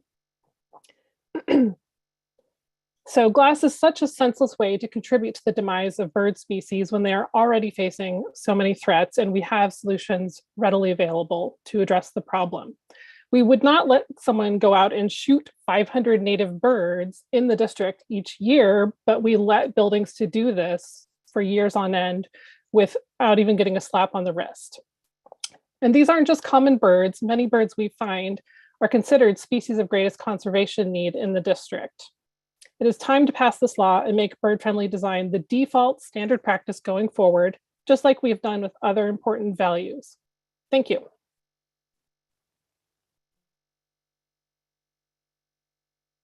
Thank you, Ms. Dalkey. Peter Mara. I'm told he's not here. Brenda Richardson. I'm told she's not here. Bonnie Van Dam. Hi there. Good afternoon. Good afternoon. Thank you, Mr. Chairman and the council members. And again, good afternoon. I'm Bonnie Van Dam, the Detroit Zoo's curator of birds. The Detroit Zoo has been committed to preventing bird collisions for our local resident birds and migratory birds for years. The zoo currently has 24 buildings that have been either retrofitted with film or product or built with bird-safe glass. We have educational graphics and flyers for our visitors explaining this phenomenon and why it is such an important conservation animal welfare initiative. We have teamed up with local partners on conservation projects as we honor our commitment to the Detroit Urban Bird Treaty. We even sell bird collision products in our gift shop. Additionally, I am a founding member of the North American Songbird SAFE program. SAFE stands for Saving Animals from Extinction.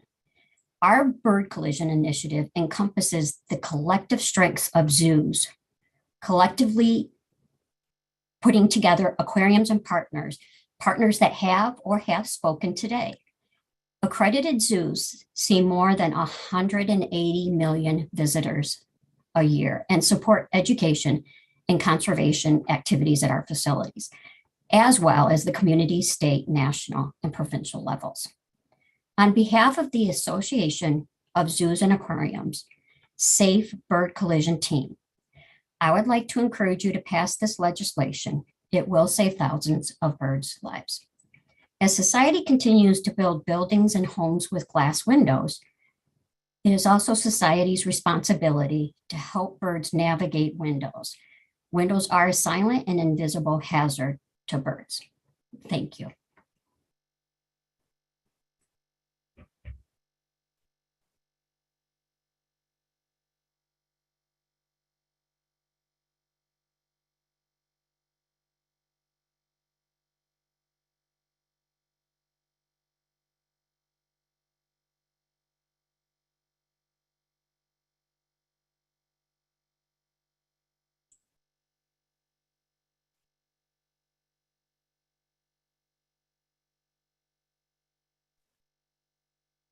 You're muted.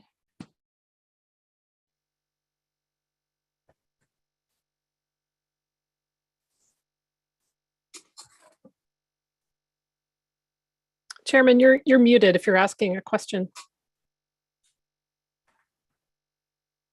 I'm embarrassed. Thank you. Ms. Dalkey, you referred to us as an urban bird treaty city. What is that? Oh, I'm sorry. I can't explain the details. It means that we've taken steps, to to be good for birds, but I'm sure one of my other witnesses could provide better detail on that. Does anybody else know what that is? Who's it a treaty with?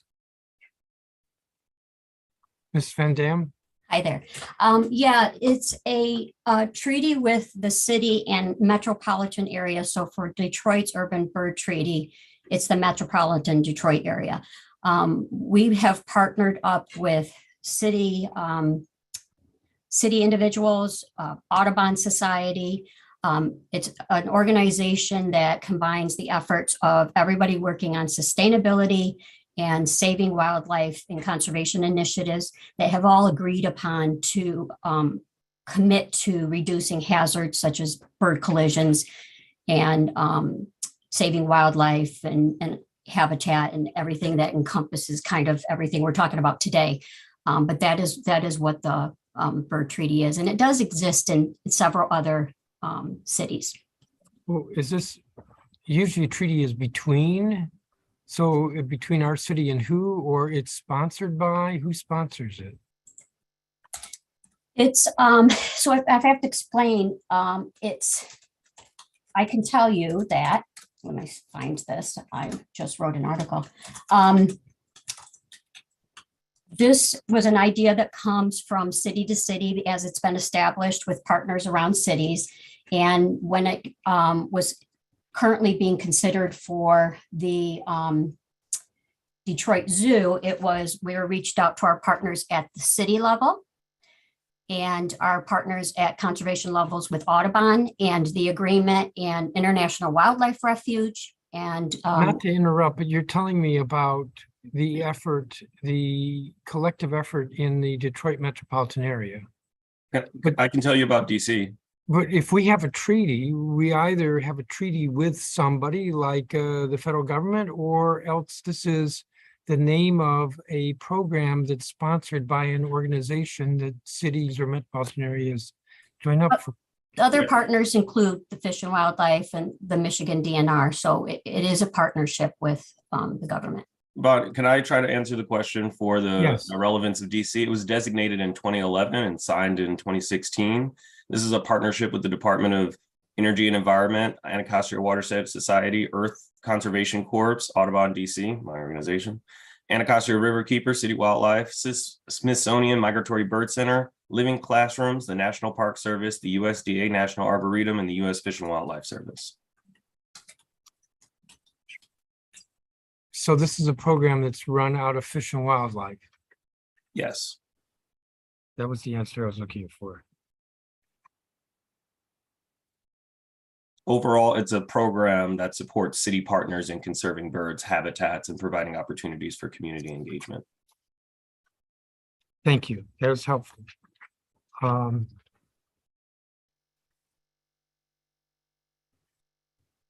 Ms. Fuse. Yes.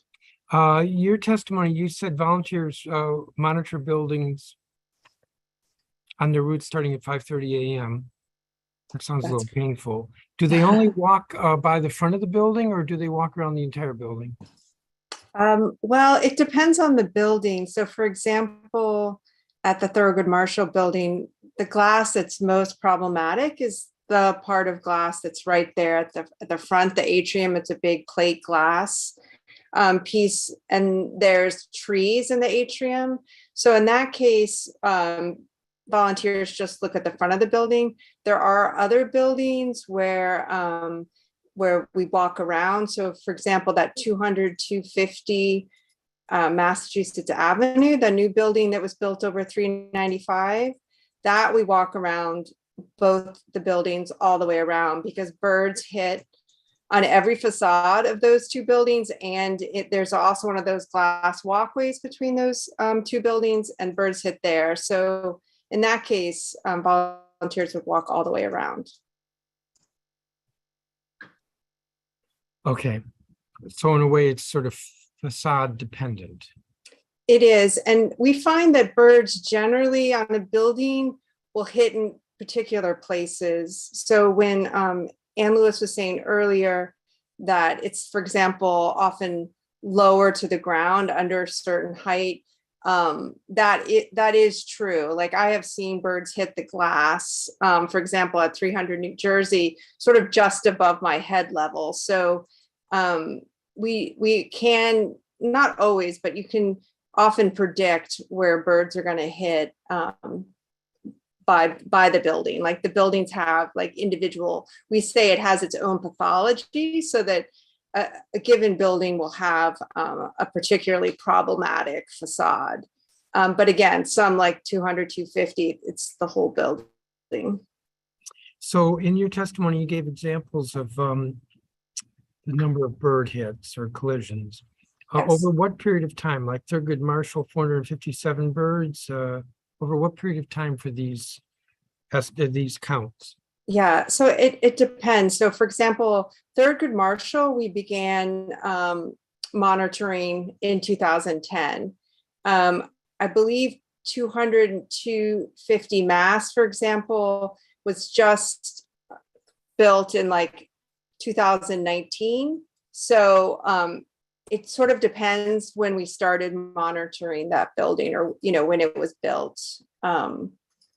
But we have been monitoring now for 12 years. And So I should. Oh. You go on. What were you going to say? Well, I was going to say too, there's also should be understood that there are a lot of birds we're not finding, because a volunteer might go out and check the building at 5:30. Another volunteer may check that same building at 8 and find birds at both 5:30 and 8. But we can't always have volunteers doing that, just because we're a volunteer organization and we're somewhat limited. So I think we can understand that there are more than just this number of birds, if that makes sense. Yes, it does. So would it be accurate to say these numbers in your testimony are either since 2010 or when the building was built? Yes, that's correct. Well, yes, and sometimes a building comes to our attention and then we include it in the route. So somebody might report to City Wildlife, for example, like I've been finding birds at a building, and then we might ask volunteers to start checking it out. But we do keep records. So if there was a particular building that you were interested in knowing about, we could figure out for you. Oh, that's helpful. Thank you. I had a couple of questions, I think, for Ms. Slattery. Yes, I'm here. So glazing is an architectural term for windows. Yeah, for any glass material. So glazing could be the entire facade, or it could be the used word for the glass within a window frame, because buildings have a variety of different types of framework within which glass sits. Okay, I always thought of glazing as being the material you put around the edge of a glass in a window frame. That would be like a sealant or a caulking if you got into the technical detailing of it, but they are all glazed the way they're installed. And so it's a overarching term, because as you know, glass on buildings these days isn't a single sheet of glass for the most part. It's a fairly engineered element. So you testified about some construction projects you worked on. Can you speak to cost for these bird-friendly materials?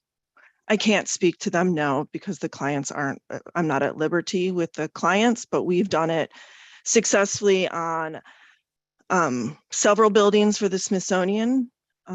Arlington already requires it on their projects. We've done it on schools in Arlington. Projects are being procured and constructed in Fairfax County, Howard County, Southern Maryland, and all these various organizations of different size and scales have found it not cost prohibitive. Well, that's really what I was getting at. I didn't wasn't looking for what the dollar figure was for the birdhouse. I was looking for how much is this increasing the cost of the project? How expensive are these alternatives? I think the facts that my colleagues or the other testifiers have shared, where it's part of a percentage point or very small percentage, glass is just one of is a very small overall cost of a project. And so limited impact, but I don't have more specific data. I'm sorry. Have clients said to you, oh my God, I can't afford it? Clients have said and gone through value engineering and said, is it worth keeping? What is it doing? And when you look at the overall project costs, it's not worth removing. It's doing more than it's hurting. And so it's been able to be maintained for all these variety of projects. That's helpful. Because as you can imagine, every project goes through some hard questions about what needs to stay to maintain the budget. And like I said, it's often kept for more than just bird-friendly reasons. It's it has multiple impacts. It impacts the experience and the environment on the inside by limiting solar heat gain. It meets your energy code requirements. And so it's not just saying we're doing it for bird-friendly, which is very important, but it has a more holistic impact on the building in the end. Yeah. And then you also said in your testimony, best practices in evaluation of reflectivity and adjacent plantings and adding a 2-inch by 2-inch by or 2-inch by 4-inch pattern. There's something significant about that pattern. Can you explain? I can do my best. And someone like Sarah might be able to weigh in, Sarah Halliger, if I misspeak. So my understanding is that when birds are flying, they think about their wingspan and the overall size they're built, their bodies. And if you do a pattern of 2x2 or 2x4, the threat of a collision significantly decreases because when they see that framework, they know they can't fly through that space. And so by saying, by making that, controlling that vision and defining that space, then they don't fly there. And so that's why the pattern is so important, because there are other patterns that are larger, but then a bird thinks they can get through and they actually can't, and it results in a collision. So you want that tighter pattern. Does pattern mean the size of the pane of glass, or can it have a different meaning? Pattern, I was saying, was a visible pattern on the surface of the glass, whether it's a dot matrix, lines, or something more ornamental. They want the openings on the glass to be 2x2 or 2x4 or less, to limit the number of collisions. Yeah. You look like you want to add. No, I was just going to say, because I am not a scientist, I was looking to see if Sarah Halliger had anything to add, if I interpreted that correctly, because she understands the science of birds better than I do, but that's my understanding. Ms. Halliger, you're being volunteered. Do you want to add anything?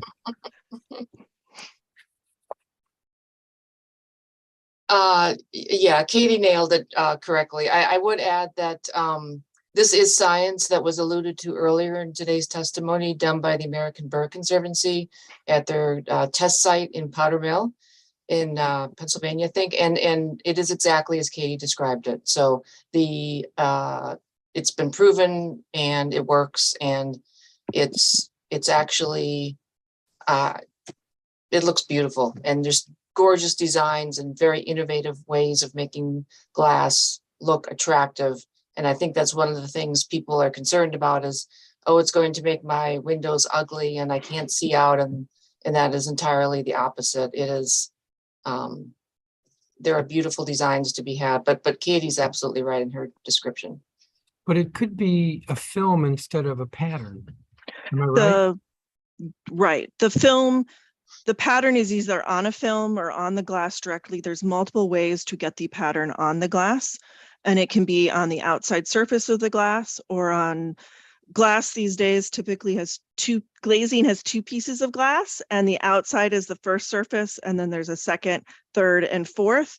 And so you want it on the outside to limit the amount of collision, so first or second surface. Like I said, there's a science to this, and we go through this with where you put low E coatings, etc., which is why this is easy for the design industry to apply.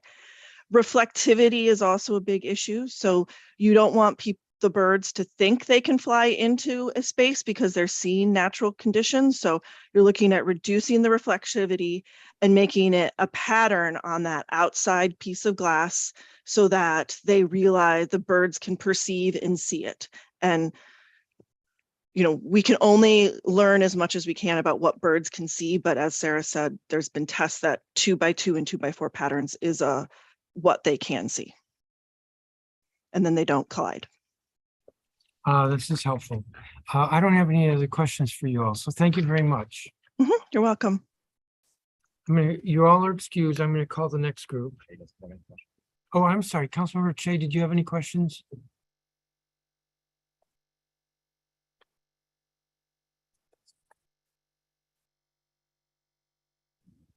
Councilmember Che? We're going to go to the next group.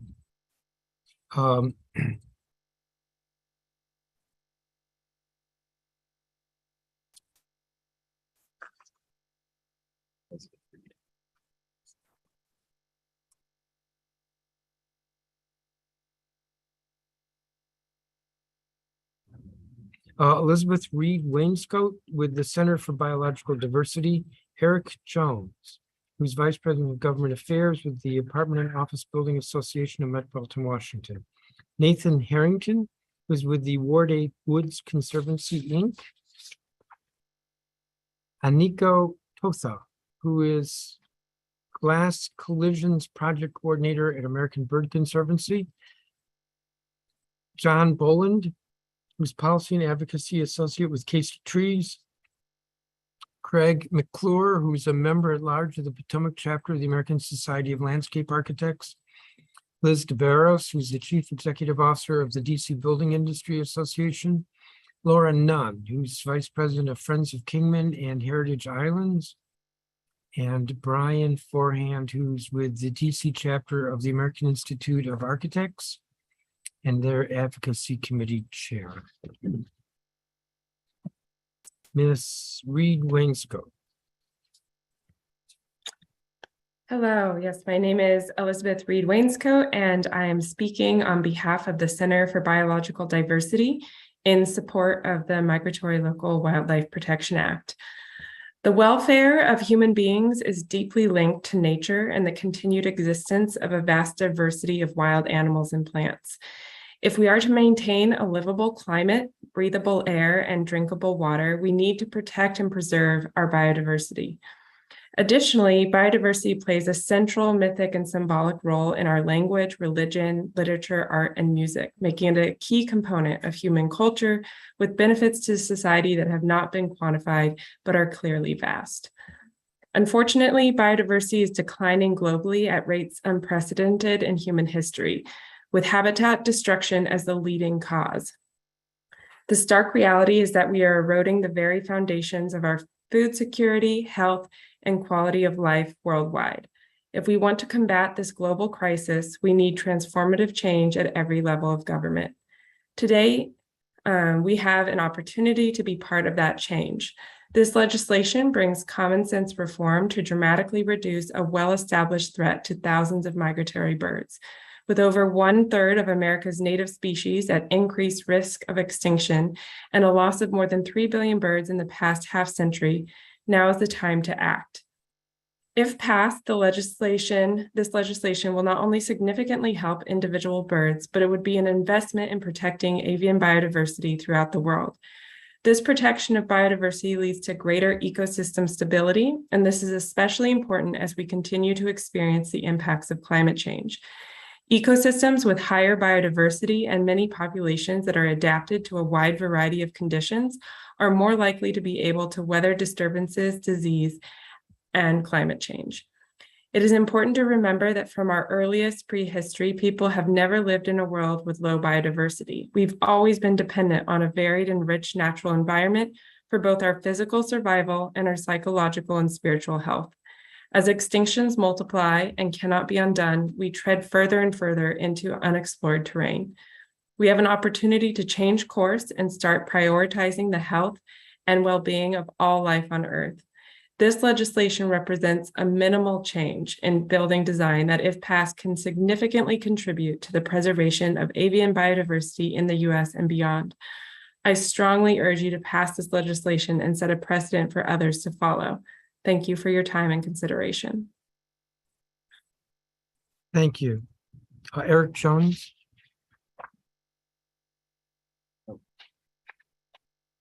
I'm told he is not here.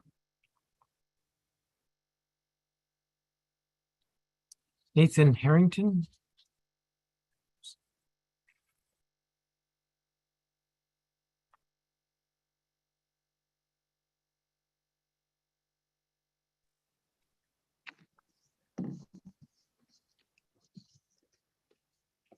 Hello.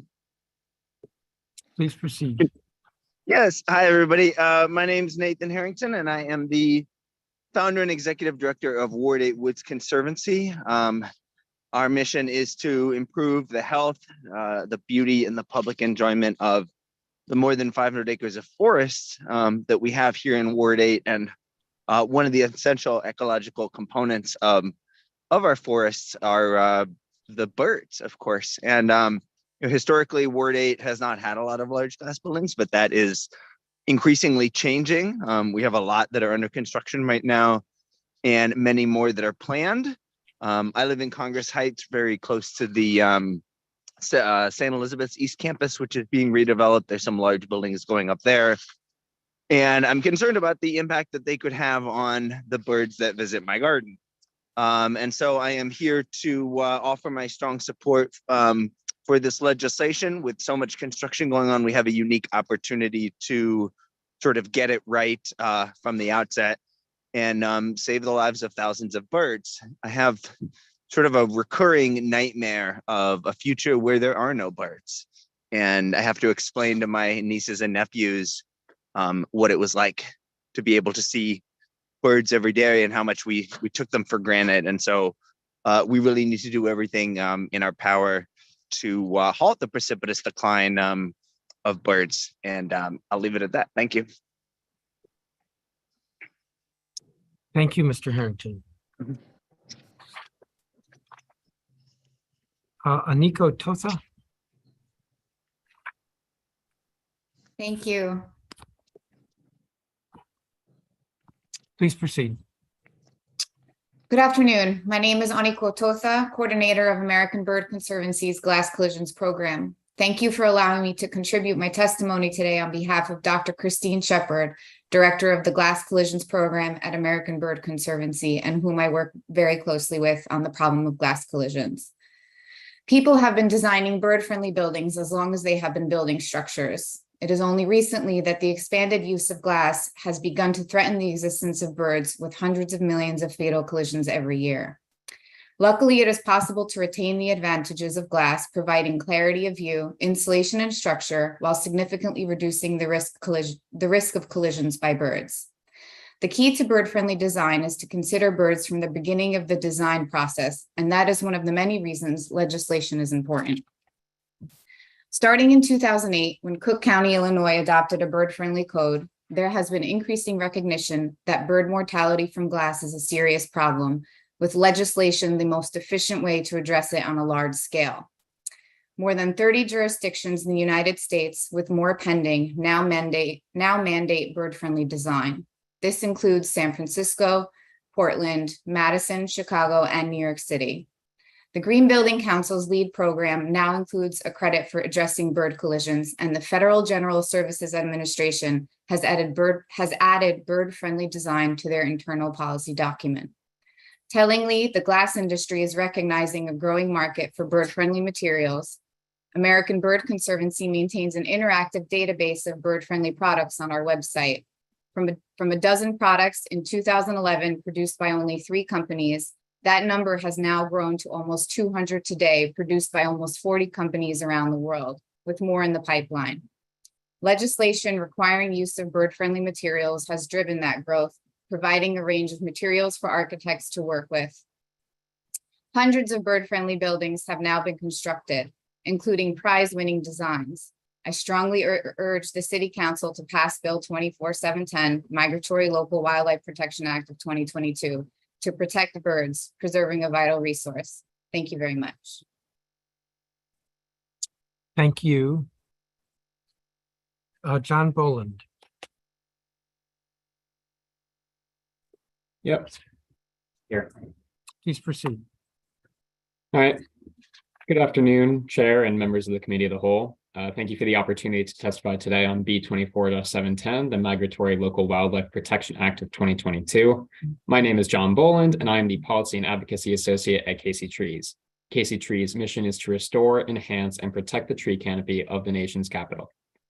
DC has one of the most ambitious canopy coverage goals in the country, 40% canopy coverage by 2032.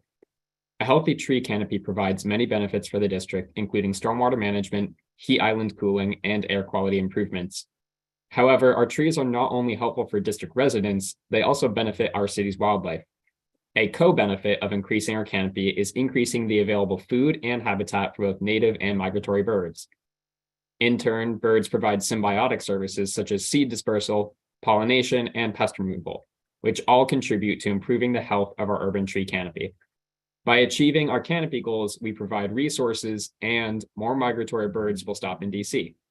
To quote a classic American film and in the spirit of the season, if you build it, they will come. If attracting more birds is a benefit of a healthy canopy, we need to plan for their protection. This legislation provides much needed updates to our building design practices that will, without question, help both our local and visiting bird populations. An estimated 365 million to a billion birds die from building collisions in the US each year. However, these deaths are largely preventable.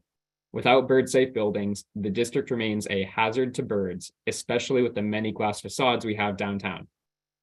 The convention center is already an example of how successful this policy change would be. After installing bird-safe film on the windows of the M Street walkway, bird strikes were reduced by 85%. Other cities, including San Francisco and New York City, have adopted nearly identical legislation and have seen similar results with negligible impacts to developers. As DC becomes a greener city, we will attract more birds and more collisions will occur unless we make our buildings safer for wildlife. To this end, the council should pass B24-710. At the end of the day, helping birds helps our trees, and helping our trees helps our birds. Thank you again for the opportunity to testify. Thank you, Mr. Boland. Craig McClure.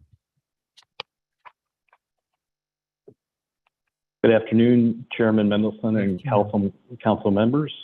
My name is Craig McClure, and I'm here to represent the Potomac chapter of the American Society of Landscape Architects in our support of Bill 24-710, Migratory Local Wildlife Protection Act of 2022. As stewards of the land, landscape architects actively seek to preserve, protect, and enhance the natural landscape and to create built environments that harmoniously coexist with them. While designing spaces for people to improve their lives is integral to our work, the protection of natural systems and wildlife is equally important. Often these aspirations and efforts are intertwined, especially in the urban condition. A great example of this is the district's initiative led by the Department of Energy and Environment to invest in, maintain, and expand the number of healthy native trees in the district and increase canopy coverage to 40% by 2032. The new habitat created by the improved canopy will attract migrating birds not only to the area, but to the highly built and urbanized areas of the city, often characterized by glass building construction. As the tree canopy coverage grows and the bird population expands, the likely potential for increased bird collisions seems inevitable. Effective and inexpensive measures are currently available, including bird-safe glass products that can be incorporated in buildings to prevent these collisions. However, these measures are not typically implemented by the development and building industry. By passing this legislation, the measures contained in it will help to inform the development community of the problems associated with glass building construction and bird mortality, ultimately provide guidance on how to design building glazing and make bird-safe glass more readily available to the industry due to increased demand. We now have this great opportunity to address this critical problem. The Potomac chapter of the American Society of Landscape Architects fully supports this legislation, and we encourage the committee to pass it. Thank you for your time and consideration.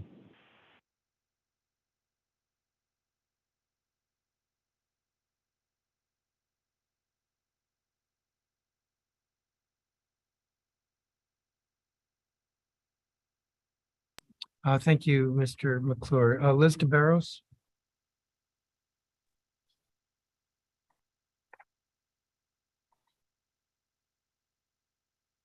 Hello, I'm on.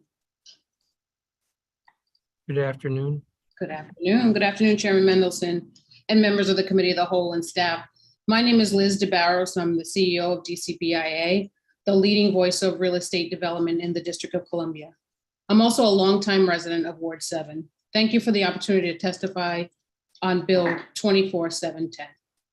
DCBI recognizes the dangers some buildings create for migratory wildlife, and our members continue to support the high standards of the U.S. Green Building Council. However, as written, Bill 2417 creates an unrealistic timeframe to begin these requirements and a massive change to the building code for a migratory issue that is found to be an issue in a small part of the city. Today, I share our comments on provisions of the proposal that should be re-examined and areas that can be improved given its sweeping impact. DCBIA moving back the date of applicability for the installation requirements, which is in less than 3 months. Planning for construction typically starts 18 to 36 months before the construction actually begins. It is impractical to require construction that has already been approved of under its current plans to alter material significantly in such a short period of time.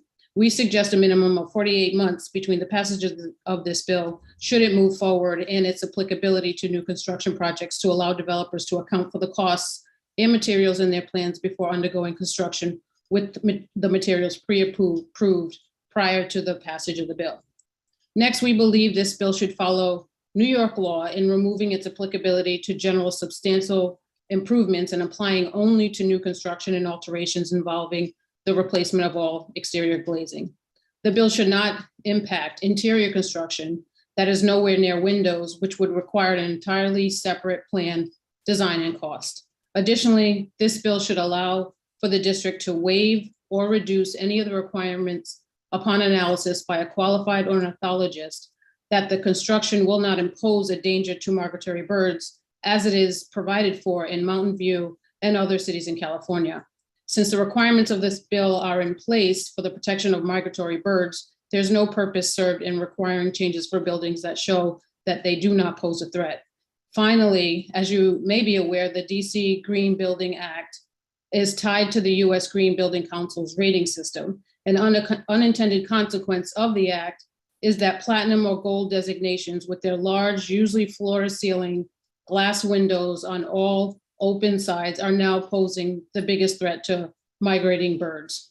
Therefore, rather than requiring all buildings, especially downtown buildings where the district has a critical interest in encouraging economic growth, to incur more cost and potentially create unappealing building exteriors with various decals or tape, we believe that this bill would yield the best compromise for both developers and the district if it were to apply only to platinum and gold designated construction projects in the migration pattern neighborhoods.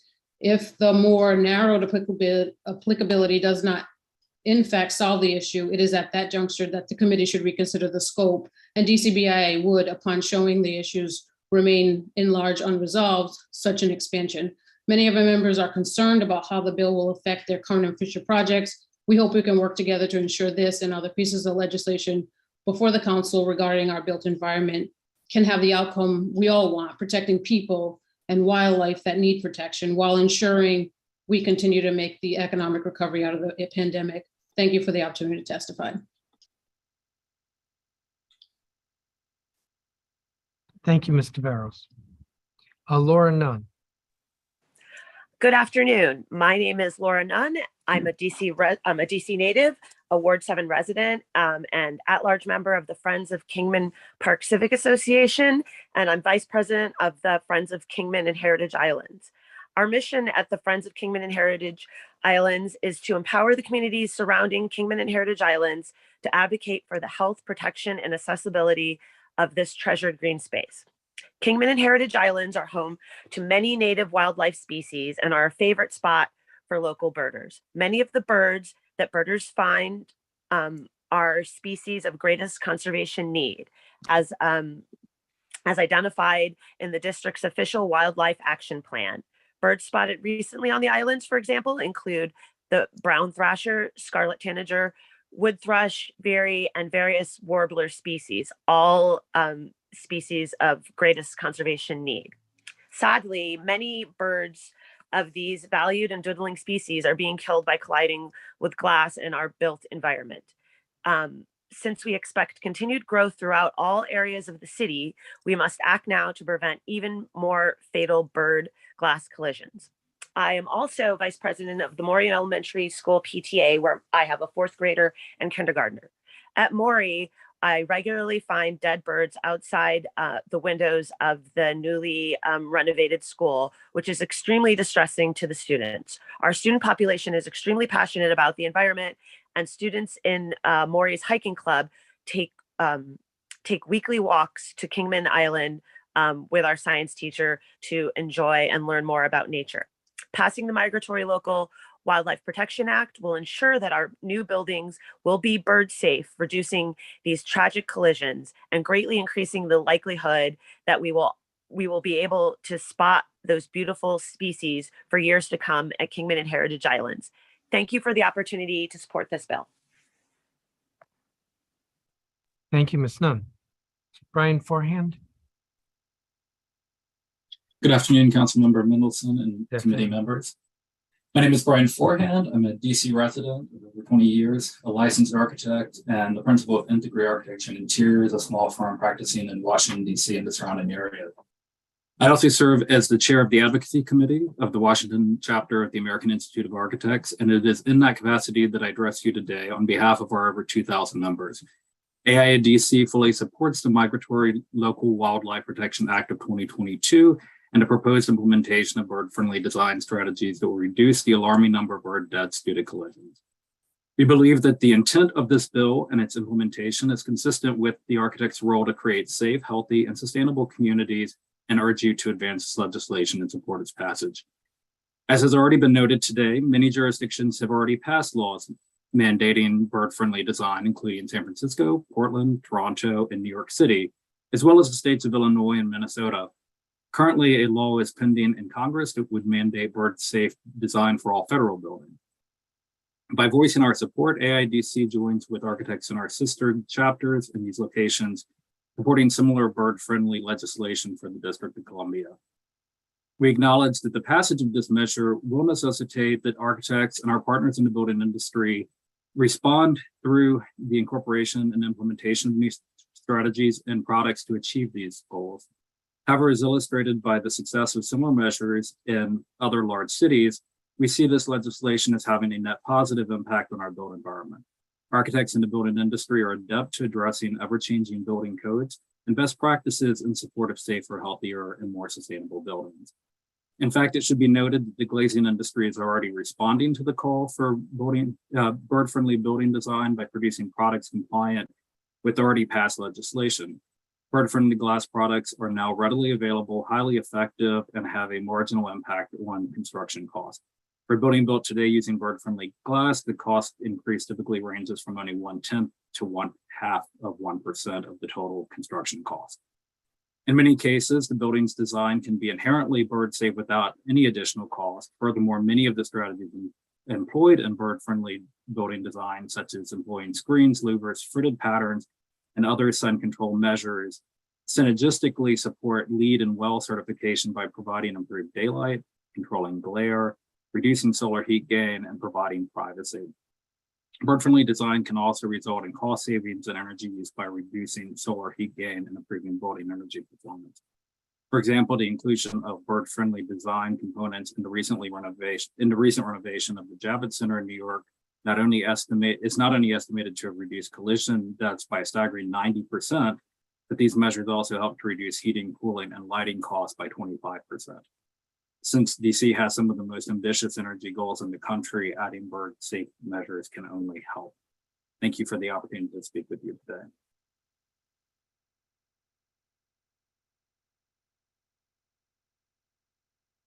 Thank you, Mr. Forehand. Mr. Forehand, don't disappear. I think I have a couple of questions for you. Okay. So you said you're a practicing architect. That's correct. And have you personally worked on some large building projects? Yes. In past, not in my current firm. I am a small. But you have some firm. sense of large Right. buildings. Yes, sir. So there's been some testimony, and I was looking at the AOBA wasn't present, but they had submitted their remarks. I looked at that. So there's some concern about how the bill is written would be effective January 1st, 2023. I mean, that is unrealistic. It wouldn't become law until next spring. So we would look at a delayed applicability date. But if we were to apply it as of, let's say, I'm going to pick a date of March 31st next spring. I think you just raised your eyebrows. That would be a little soon. Yeah, I mean, I will say that one of the things that has been discussed and with regards to the bill between our group is the understanding that, you know, there would have to be certain concessions that are made in terms of the applicability of the law. I will say, and no disrespect to what was stated earlier, that I think that the suggestion of 48 months is probably more conservative than would be necessary.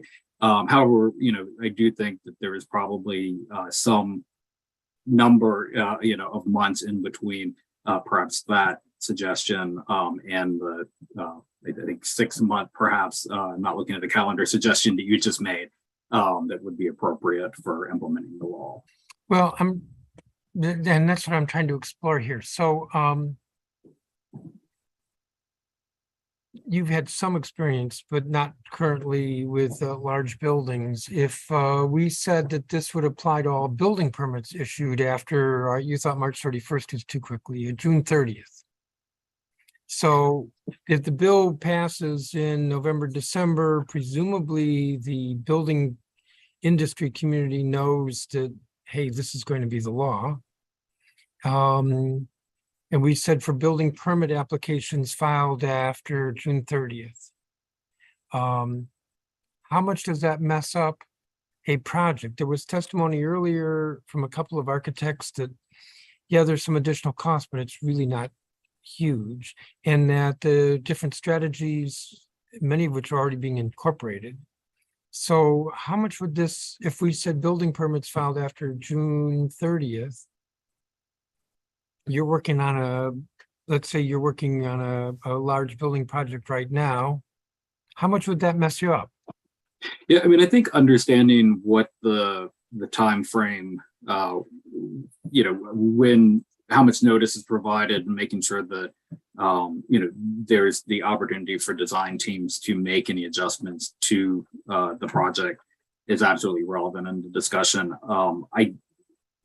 I can't speak to every project of every scale. Sure. I would certainly say that on a number of projects, you know, it would be feasible to, you know, be able to make, you know, certain adjustments to a project, especially if it were specification based.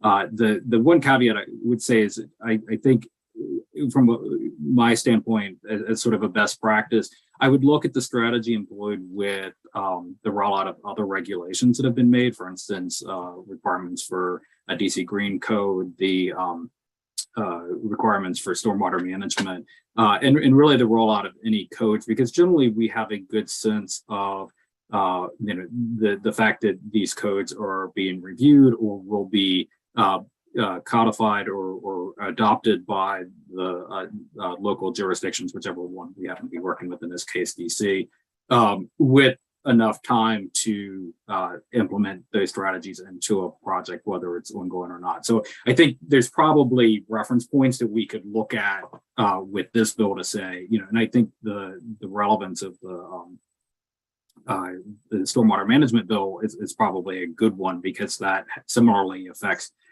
buildings with construction cost of 50%. There's other things that can trigger that. So that was, another regulation that when that came into effect, architects did have to, respond to that. And given, how long a project was in development, it may have been more arduous for some projects than for others. Well, stormwater management, I think, comes at the end of the project, because stormwater management is maybe not always, but often has to do with site design, I think. It does have to do with site design. However, it's oftentimes one of the things is dealt with very early in a project, because of the fact that when you're starting to look at things such as massing, land use, and so forth, it's something that you would obviously have to be aware of whether or not your project would trigger stormwater management or not. So oftentimes, we're working with civil engineers very early in a process to determine whether or not it would be needed. And similarly, I think, because of, if I'm designing a building, I'm thinking about the massing and the amount of glazing, that is something that is probably happening early in the development of a building. However, most of the specifications aren't being made until later in the project in terms of the specific materials and so forth. So I do think that there's probably more opportunity in this case to address issues such as glazing than maybe some other, meeting other regulations that have to be dealt with earlier in the project. Yeah, that's kind of what my sense is, but also, I guess there's some architectural features that would reduce glare that aren't on the windows themselves, the glass itself, or the glass could simply have a film on it, or you choose to get a different glass that has a, I can't remember if it's UV or some other factor. That's fairly late in the, or that's something that could be adjusted pretty easily. Yeah, there's a number of strategies, and I agree they could, even the application of a film, while probably one of the more costly, it seems simple, it's probably one of the more costly strategies, only because you are now adding a new product into the mix versus just, specifying a glass that is inherently bird friendly. But yes, I agree, there are ways that you could address this throughout the project development. Do you agree with the witnesses who've said that some of the options to have a bird-friendly building will add expense, but it's maybe less than 1%? That is based on the information that we've had provided to us, that based on various costs, but I think that is probably realistic. Obviously it's going to depend on how much glazing is actually in a building. If the entire facade is glass, there's going to be more of a cost than if it's more of a lesser percentage of glass to solid wall ratio. But generally speaking, unless the project were merely a reskinning project where more of the cost is going to be associated with whatever you're cladding the building with, if it's a new construction or substantial renovation to a building of which the recladding is part of it, then yes, that would lessen the amount of cost and a percentage of cost. Thank you, that's all helpful. Mr. Barros, let me ask you a question or two. Sure. It does seem to me like 4 years is a bit generous. When you said to delay, if we're going to go forward with this, delay the applicability. Witnesses have testified that this isn't super complicated, like a whole new engineering system. So I feel like saying, can we be less grumpy? But that's probably unfair for me to put it that way. Okay. Well, the 48 months is, aligned with the time it takes to go through design, 18 to 36 months. So we added, we recommend about that 48 months to implement. As far as the difficulty in or the ease of doing this, we want to allow developers the options if they want to put decals or stencils, or if they want to spend the money to add the glass. We have examples of a LEED silver building that opted for, the bird-friendly glass, and it increased the cost by 47% for the windows. So that there are options, of course, that are less expensive, but I think we want to be able to allow the developer to have some options, and also the time to, knowing that the law will go into place, we'll have plenty of time to make those important decisions as the development process goes through. Well, I think you should take this conversation back to your members, because I could see having this apply to building permit applications filed after a certain date. But 4 years is too long, and the planning for construction typically starts 18 to 36 months before the construction actually begins. But the decision on the materials comes later in the process. So there was another piece of your testimony that echoed what AOBA had in theirs. They said that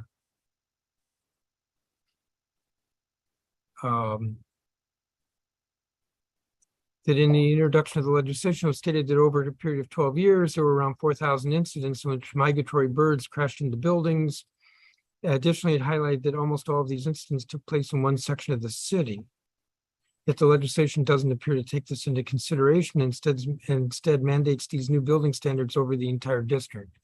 And you touched on that in your testimony. My understanding was that City Life has volunteers who go out. They don't have volunteers to cover the entire district, so they just did portions of the downtown area. So it's not correct to say that the incidents have only occurred downtown. And I don't think your testimony was that it was only migratory bird life that was injured. I think the point with the migratory bird life is that there are a lot more birds here because we are a fly route for the migratory birds. So unless you can show me that, in fact, these bird collisions are occurring only downtown, my understanding is that they're citywide. And unless you can show me that it's only migratory birds that are dying, my understanding is that it's all species. I guess what I'm saying is you could take that back or talk to your colleagues. But I think that's a misunderstanding of the situation. I would just say that it's important for us to look at the migratory patterns of the birds as they are now and as they're projected to be, if we could do that. So we can come back with more information, but the suggestion for us is to tailor the bill for where the problem is. Yes, and I'm inviting you to give me evidence that the problem is only downtown. The fact that it's only measured downtown doesn't tell me that it's only downtown. Right. And you have one witness, and that's me, who doesn't live downtown, who's testified that there have been bird collisions outside of downtown. Okay, we'll get back to you. Give me a second here.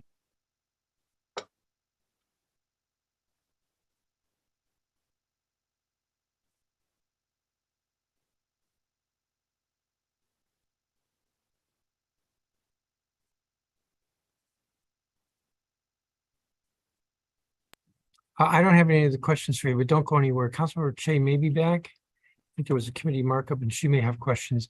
Also, I'm here. I've just returned, however, so I'm going to forego. I had a judiciary markup. Okay. I do want to note, I'm about to call the director of the Department of Buildings Could I just add that I'm sorry for the interrupted. I could just add, we use the information that was in the memo to determine at the introduction of the bill to determine where the patterns were. That's where we saw it in Yeah, I understand, but I think that was a misunderstanding. Oh, okay. If City Life only measures downtown, then they're only going to report about downtown. That doesn't mean that it's only happening downtown. Okay, I think we could find the information. Yes, I invite you to. Before I say anything else, we have a hearing scheduled at 2:30 or following this hearing. So this hearing, we are about to go to the government witness, and then we will adjourn this hearing and maybe take a 5-minute break and then go to the 2:30 hearing on the Clean Act. Saying that for the benefit of those folks who are joining for the purposes of that bill. I don't have any other questions for these witnesses. I want to thank you all for your testimony. And we will now call Ernest Trappa, who is the interim director of the Department of Buildings.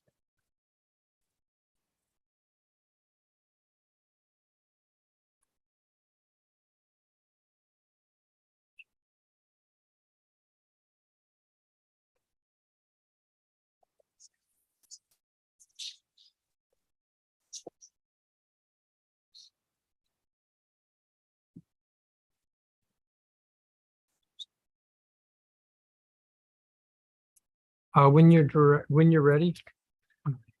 Good afternoon, Chairman Mendelson, council members and staff. I am Ernest Trappa, acting director of the Department of Buildings. I'm here today to provide testimony on Bill 24-710, the Migratory Local Wildlife Protection Act of 2022. This bill would require all new construction, substantial improvements, and certain design elements, example, glazed corners and envelope, windows and doors adjacent to roof terraces at commercial, multi-unit residential, institutional, and government-owned buildings be constructed with bird-friendly materials.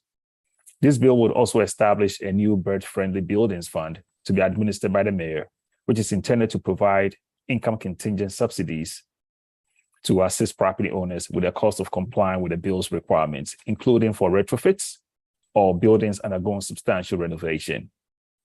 Environmental and related concerns have always been a consideration in many aspects of district governance. For example, the district has been considered a national leader amongst major American cities for green energy construction for a number of years. The legislative proposal we are discussing today seeks to build upon our city's longstanding commitment to environmental stewardship in the construction regulatory arena.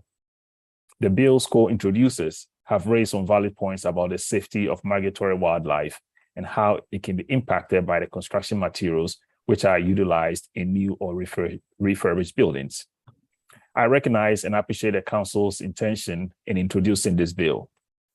In the built environment, we must always strive to ensure conservation and wildlife protection. However, while DOB supports the intent of this legislation and is open to exploring ways to achieve some level of parity with other jurisdictions to protect migratory wildlife, we have a number of concerns that I'll now discuss in detail. First, while I recognize that other jurisdictions have or are moving in the same direction as this bill, the District of Columbia has a very different built environment from other cities with requirements similar to those proposed under this legislation. For example, the introductory memo accompanying this bill lists requirements in jurisdictions such as New York City and Portland, Oregon, as the source of the proposed concept. However, these are cities that have skyscrapers, whereas the district does not. Given the district's strict building height limits, any major construction proposal adopted by a sister city or other jurisdiction will need to be adapted to meet the unique constraints of the district's construction limits. To provide some clarity, research shows that bird collisions typically happen anywhere from ground level up to about 40 feet. Provisions set forth in other jurisdictions allow for a percentage of building surface area to be exempted from using bird-friendly material. In the district, most buildings are relatively smaller than those in other cities with these requirements, and as such, would require more surface area to be covered to meet the bill's objective. This would pose a significant and relatively unequitable cost to local builders. Moreover, some of the jurisdictions in the introductory memorandum have adopted narrower laws than the one that is proposed here. In San Francisco, for example, the mandatory bird-friendly requirements only apply to new buildings and significant renovations that are within an urban refuge, i.e., greater than 2 acres of green space of water, or that are within 300 feet of a refuge and have a clear line of sight to it. There is no similar limitation in this bill, which is why we have concerns about the scope of its coverage. Continuing with the scope of coverage, DOB has concerns about the scale of construction work citywide that will be required under this proposal. Specifically, lines 32 to 33 state that the building permits issued for substantial improvements will trigger the requirements of this bill. By requiring installation of bird-friendly materials for construction involving substantial improvements could include any interior renovation project that exceeds 50% of the assessed value of the building. A significant percentage of routine interior renovations will fall within these parameters. As such, the legislation as drafted would require property owners to incur significant costs to modify exterior fenestrations and possibly the building facade. These exterior renovation costs could add up to more than double the amount of the originally planned interior construction cost and could actually end up discouraging people from making necessary improvements and repairs. Next, I'd like to turn to lines 37 to 38, which state that other materials may be used to the extent that they do not exceed an aggregate of 10 square feet within any 10 feet by 10 feet square area of the exterior wall. Importantly, requiring fenestrations that exceed 10 square feet in an area within a building envelope of 100 square feet to use bird-friendly material will apply to most apartment building owners in the district. The District of Columbia Building Code requires bedroom windows to be 5.0 to 5.7 square feet in order to meet emergency egress opening requirements. Since the vast majority of windows in the district are double hung, each window will be 10 square feet or greater, which will be subject to the requirements of this bill. Our concern is that very few windows in the district will avoid being caught up in this requirement, and that the cost of this bill would impose on property owners will be prohibitive. Next, I'd like to discuss DOB's concern with one of the bill's definitions, specifically lines 76 to 77. Bird-friendly material to mean a material or assembly that has been designed or treated to have maximum material threat factor of 30. While I understand that there is a definition established by the American Bird Conservancy, the language concerning the threat factor of 30 is not outlined or explained in the text of the legislation. DOB would prefer clearer and more understandable definitions in this bill if it is to proceed to markup and passage. I would also like to mention that the bill, as currently drafted, does not designate whether the DOB, the Department of Energy and Environment, DOEE, or any other specific agency will manage the proposed bird-friendly buildings fund. While this type of delegation is, of course, at the mayor's discretion, it will be helpful to get a better understanding of what the bill sponsors envision with regards to delegation and administration of this fund. Additionally, the bill says that the fund is being established as a special fund and will be subject to an authorization in an approved budget and financial plan. However, it is not clear in the bill how this new fund is actually being funded. We believe this is something that should be fleshed out in the bill. Next, as I noted in my introductory remarks, while DOB supports the intent of this legislation, we do have serious concerns about the scope of coverage and its implementation. Nevertheless, we are open to alternative solutions. It is important to mention that there are other means for achieving the same goal, and there is no firmly established best practice on affordably and efficiently protecting migratory birds in the built environment. This proposed legislation raises an important issue, but it should be part of a broader discussion on what has worked in other jurisdictions and tailoring these practices to fit unique district needs. Ideally, the district government should provide local residents with a variety of alternative remedies to address conservation concerns. Since the intention is to support bird habitats, One idea is to require district residents to purchase energy credits. Another alternative to consider is requiring contributions to organizations that are dedicated to the conservation of wetlands and associated upland habitats for waterfowl, other wildlife, and people. Finally, I would like to flag that this bill will have a fiscal impact on DOB in terms of implementation and enforcement. Additionally, there will also be cost for whichever executive agency is put in charge of administering the bird-friendly buildings fund. Chairman Mendelson and members of the council, thank you for the opportunity to testify. With that, I'm happy to answer any questions you may have. Thank you, Mr. Chapa. Give me a second here while I look for something. I have to move you. No. Okay. Okay. Councilmember Che, Yes. I know you're having a conversation with your intern there. I'm looking for something. Do you want to ask some questions while I'm looking, or do you want to? Certainly. Okay. Hello, Director. Hello. I have a couple of things I'd like to clarify. First of all, anywhere in your testimony where you cite San Francisco, that's not the current precedent. The current precedent is the New York City law, the current standard. But as to New York, you say that New York is different because it has skyscrapers, whereas DC buildings aren't as tall. Like 95% of the bird collisions are not with skyscrapers. They're with smaller buildings. And in fact, many of the areas in the 5 boroughs of New York City, all of which are covered by the bird safe law there, don't have skyscrapers at all. And it's all very similar to the built environment in DC. So are you aware of the bulk of the collisions of birds with buildings do not involve skyscrapers? Do you know that? Thank you. That's a very good question, Councilmember Che. In my testimony, I mentioned that we are aware that most collisions happen around like 40 feet above grade. So the area where most collisions happen is something that the research supports. The idea of the skyscrapers is to show the built environment that we are in.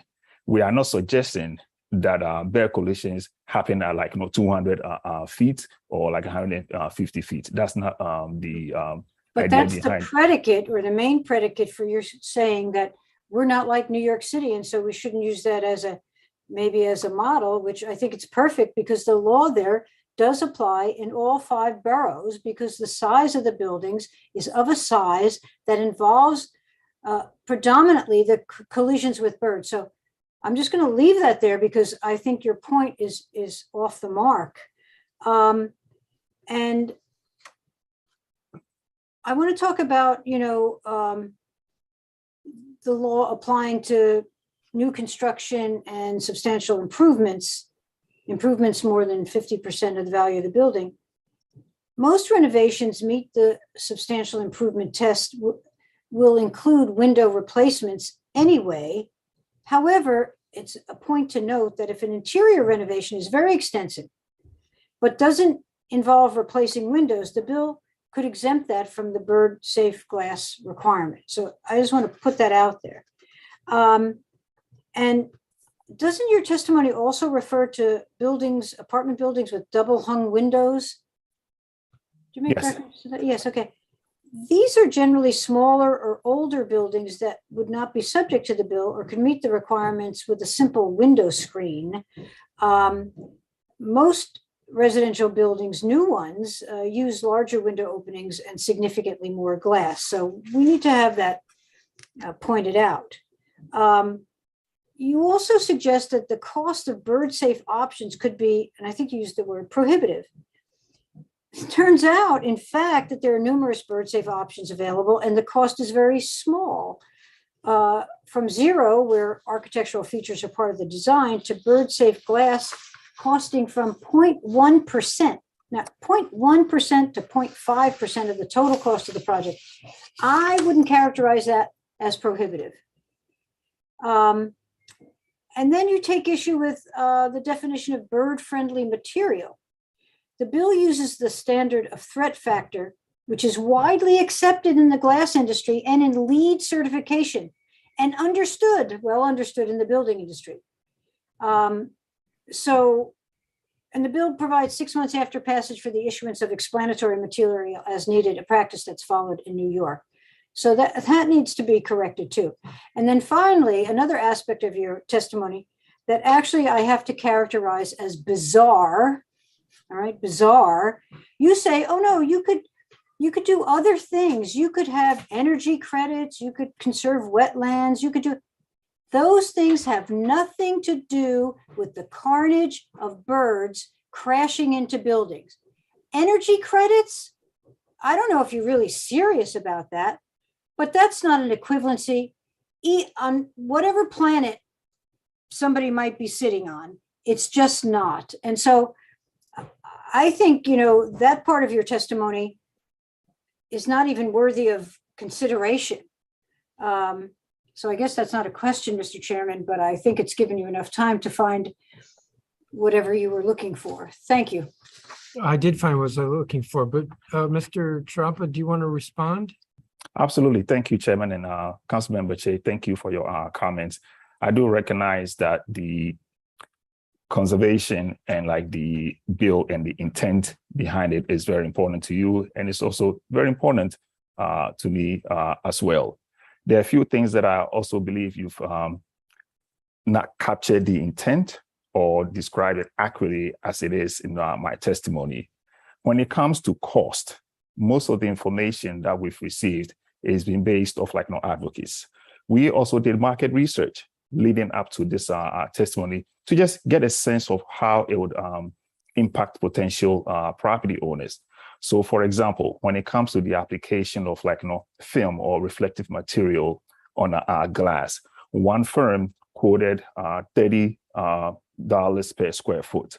So if you have a certain window, this is a proxy for how much the cost will be. Now, we also recognize that as the market develops, generally cost will go down. So based on the information we have today that firms have provided to us, we have reason to believe there is a significant cost associated with this. It doesn't mean that that cost is not going to go down over time. When it comes to exemptions in the bill, different jurisdictions have taken different approaches.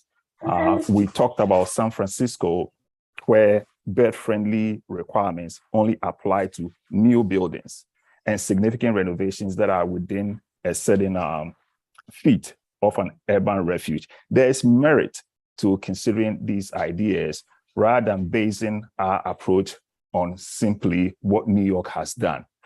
So that's what I have to say. At the end of the day, we are looking for ways to make this bill stronger, more robust, and something that can actually be implemented successfully. And that's the intent behind the suggestions. Mr. Chairman, I'm sorry, can I interject? I know that was your question, but yes. The point about this is you're considering one slice and not considering it appropriately, in my mind, one slice of what we can do here. There are many options, and the costs are improperly characterized as prohibitive. I'm sorry, I interrupted your questioning, Mr. Chairman. It's your turn. Yeah, no, I don't have a problem with Councilmember Che, you're speaking up. But let me follow up on that, the cost prohibitive.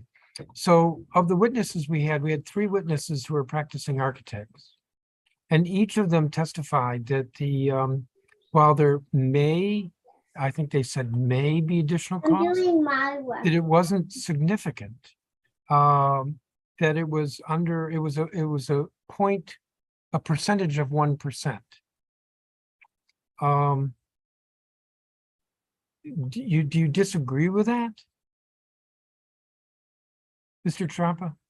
The percentage-based cost factor is not something that I disagree with. What I'm bringing to the table is another perspective that has not been considered, and that is translate that cost into per square footage for the average person. If I'm building a 100 million project, 1% means something. But if I'm doing renovation or I'm doing construction, that is going to cost me 300,000. The 1% means something completely different. So this is not really an argument about what cost factor is best. This is about looking at the totality of options that people will actually face when it comes to the impact of this law, should it be passed by the council.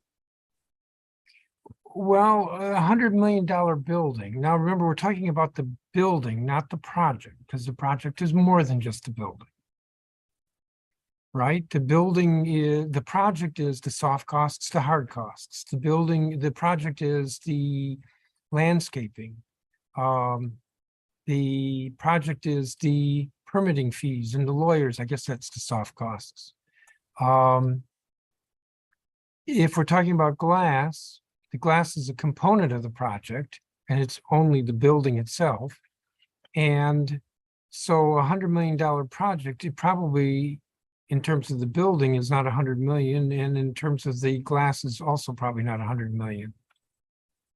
But there was testimony that suggested it could be like 1/10 of 1%. 1/10 of 1% of $100 million is $100,000. Somebody check me on my math. I feel like I'm in church, you know. Do I hear amen? Somebody check me on my math, but I think that's right. 1/10 of 1% of 100 million is $1 million, and so I'm now confused in my own language. 1/10 of 1% of $1 million would be 100,000. I think we're just, Councilmember Che is reacting to your saying that the costs are prohibitive. But there also was testimony that there are a lot of mitigating measures that are already incorporated in buildings that may mean that there isn't much of anything that has to be done. And I don't mean bird-friendly glass, but if I remember correctly, film that might deal with reflectiveness on the glass. This is just getting at your testimony that the bill would impose prohibitive costs on projects. It's on page 4. Yeah, our concern, the cost of this bill will impose on property owners will be, the costs that this bill will impose on property owners will be prohibitive. I think that sparked a reaction here. Yeah, I mean, the reaction, I'm not surprised, but it is something that has to be stated. Let's take the practical example of somebody who is only going to do interior renovations. Based on the language in the bill today, you would have to do some work on the facade of your building. Maybe, but that's not the same as the cost of the bill is prohibitive. It's that the way you read the bill, it would require an additional cost that's not part of the project. And I'm sympathetic to that point. And I think Councilmember Che, I think Councilmember Che conceded the point. If there's substantial renovation and it's entirely interior, does not involve the exterior, meaning the windows, that the bill should not require that the windows have to be added. That was your point. I think she conceded that point. I had pressed on that as well. But that doesn't deal with the issue of prohibitive. That just deals with adding costs. The way I look at it, Chairman, at the end of the day, any layer of extra cost that was not originally planned for impacts the project. And that can be prohibitive. We can slice it different ways and look at it from different angles, but we have to be sensitive to the extra cost and plan around it. For example, Ann Lewis, in her testimony around the 109 mark, mentioned that there are some more discussions that are needed to deal with like fenestrations. All this impact cost. And I think the broader message here is there's support for the bill. There are some tweaks that are necessary. And the spirit of this discussion is to get to a good place where the necessary adjustments are made so that this can be implemented successfully. I didn't understand the skyscraper discussion. Let me look at that paragraph. It's page 3. Research shows that bird collisions typically happen anywhere from ground level to about 40 feet. I think we had testimony from some of the folks who are involved, very much involved with this, that actually the bird collisions happen higher as well. Provisions set forth in other jurisdictions allow for a percentage of building surface area to be exempted from using bird-friendly material. In the district, most buildings are relatively smaller than those in other cities with these requirements, and as such would require more surface area to be covered to meet the bill's objective. I didn't understand that. In the district, most buildings are relatively smaller than those in the other cities with these requirements, and as such would require more surface area to be covered. What does that mean? Let's say you have a building and a certain amount of area has to be covered with bird-friendly materials. Because in the district, most buildings are shorter. To offer the level of protection, you would have to go to a larger surface area. What that means is that compared to other jurisdictions where there are taller buildings, property owners in the city who have to cover a larger surface area will face an inequitable cost when it comes to meeting the compliance requirements of this bill. All right, let me restate that to see if I understand it. The bill as drafted requires bird-friendly materials under 100 feet of height. Most of our buildings are under 100 feet of height. So your reading of this bill is that it requires bird-friendly materials on 100% of every building. If we were looking at, let's say, New York City with its skyscrapers, so let's say the average height of a building there is 200 feet. This bill would only require 50% of a building surface in New York City to be bird-friendly. And therefore, it's a lower percentage of the project. Is that your point? Yes. 100% of all of our buildings, and in my example, 50% of another city's building. Yes, at the end of the day, it comes down to the existing footprint and what they will have to do to come into compliance. So it's a concern that we felt was important to point out.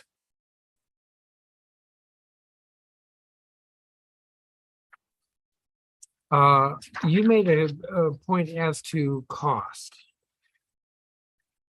I will just put on the record the belief of the legislative branch of the District of Columbia government that when an agency doesn't like a bill, the cost of the bill is somehow becomes excessive. And when an agency likes the bill, the cost can be absorbed.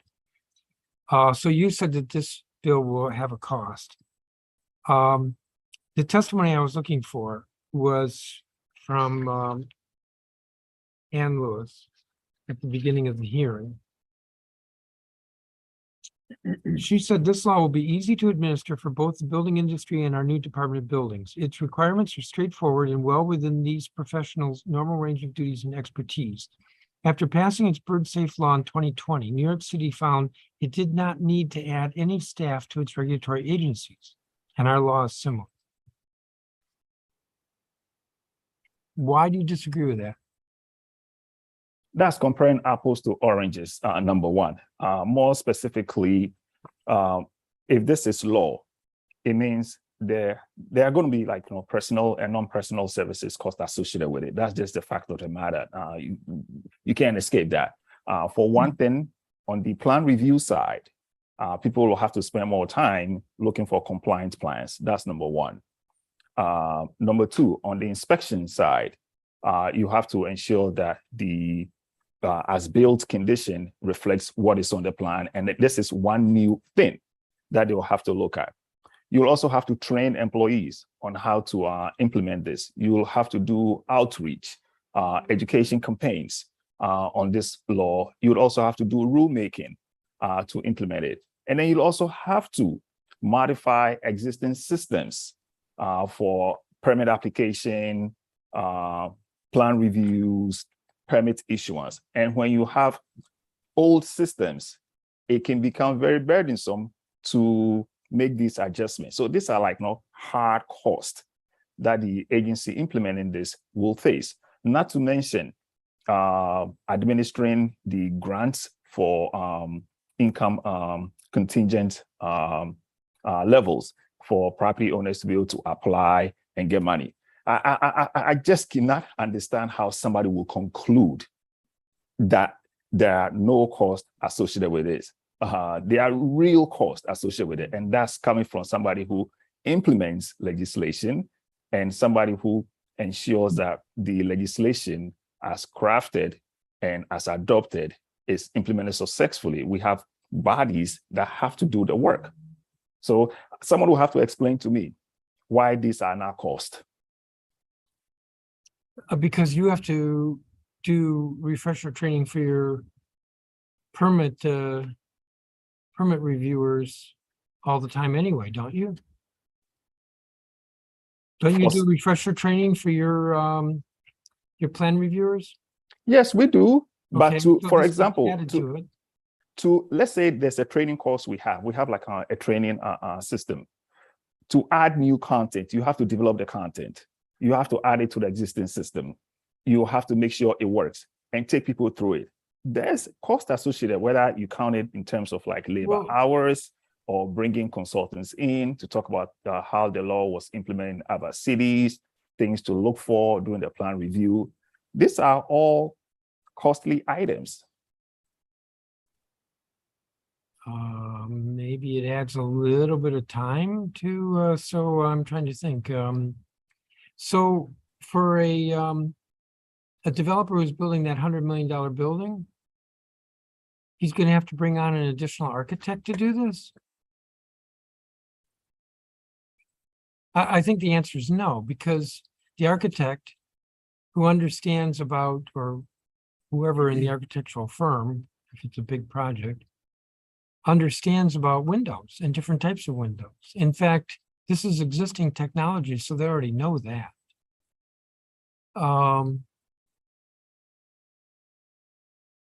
Maybe I'm missing something, but the testimony I heard from the architects who testified earlier was that understanding glass materials when looking at putting glass in a building, whether it's a lot of glass or a little bit, is part of the normal architectural process. And I don't see why that means that the Department of Buildings would need to hire an additional person. No, I'm not talking about the cost that may or may not be involved on the design side. No, I'm not talking about that at all. I'm talking about the agency's cost, DOB's cost. Plan reviewers have a workload. They have service level agreements that they have to meet. Any extra thing you add for them to look at takes time, and there's a cost associated with it. Based off the volume of projects or permits that will be caught up with this law, we feel there's going to be significant bodies or personnel that will have to be attached or added to the agency to review plans. That's just on the plan review side. On the inspection side, the inspectors will also have to check to see, for example, clear glass versus if someone uses like a different glass material that has some special coding. You have to check, this is what is actually in the plan. That's an extra step. Then you also have to modify your system. So for example, checking on the cost versus the cost that is in the OTR database for the building's value is also another step that has to be done. So I feel like ignoring the realities that the law will pose extra cost on the agency is not only unfair, but extremely unrealistic. I'm still struggling with this. It seems to me that the plan reviewer is a mirror of the architect. No, it's not. The plan reviewer, first of all, there are various disciplines of plan review. There's structural, there's MEP, there is zoning, there's energy, there's green. There are different layers of like plan review. So from an operational standpoint, we envision this sort of like even living within the discipline of green. The extra time that the green reviewer or plan reviewer has to spend in checking for compliance cost money, labor hours. Of course, that's many, many systems. Here we're talking about bird-friendly materials. So I'm a developer and I decided I'm going to get the glass that's rated at below 30 hazard. The manufacturer certifies it's rated below 30 as a hazard. I forget the exact terminology. Risk threat factor. Yeah. Case closed. It just doesn't work that way, Chairman. We just don't operate on what people say and we rubber stamp. That's not the way. On the plan reviews, it's on the plan. I don't want to make light of it, but you do act on what the people say. The architect gives you a plan and certifies the plan is accurate, and you review based on what the architect said. But let me ask you, I'm not going to be very good at this, but you know, when the electric code changes to require ground fault interrupter circuits by or switches by sinks, you need to hire a new inspector, or smoke detectors, you need to hire a new inspector. Or when we change the building code, which we do from time to time, you have to hire all new staff. I know you have to train them, but do you have to hire new staff? We hire staff when our responsibility increases, given our existing staff. That's sort of like the foundational premise. Sure. So, but I'm pretty sure that when you do plan review, you look to see whether the architectural plans are engineered so that the glass wall actually is structurally sound. Yeah. Okay, so now you just have to also look to see whether the glass is certified, which you probably have to do anyway, now that I think about it, because it has to have be able to have a structural load bearing capacity. Here's a simple way to look at it. Time is money. Labor hours is money. Do you disagree that any extra requirement will not involve additional time on a reviewer's, from a review standpoint?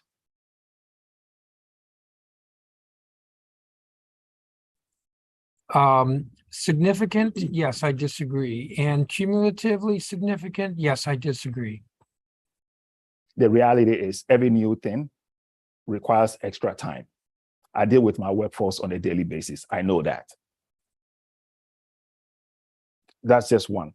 Another thing, checking construction or project cost versus assessed values.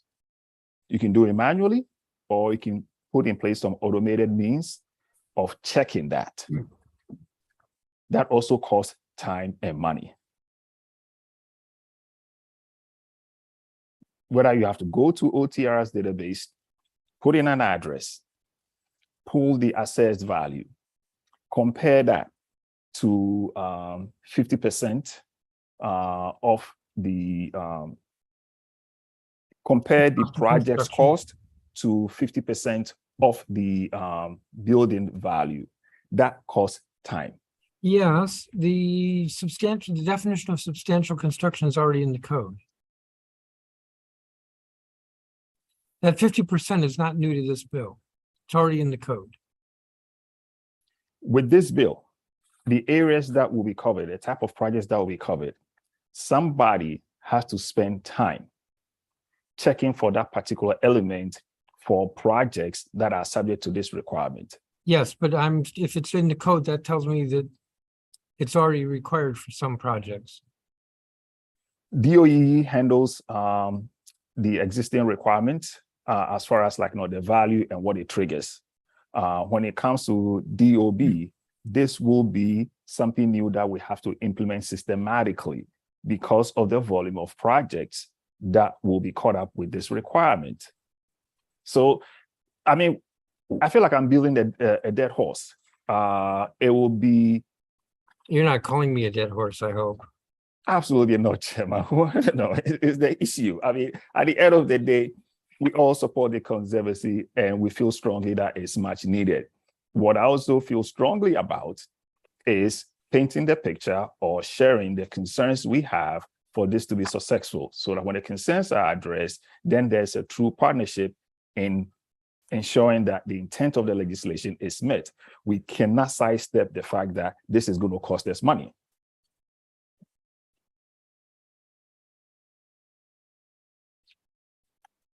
Give me a second here.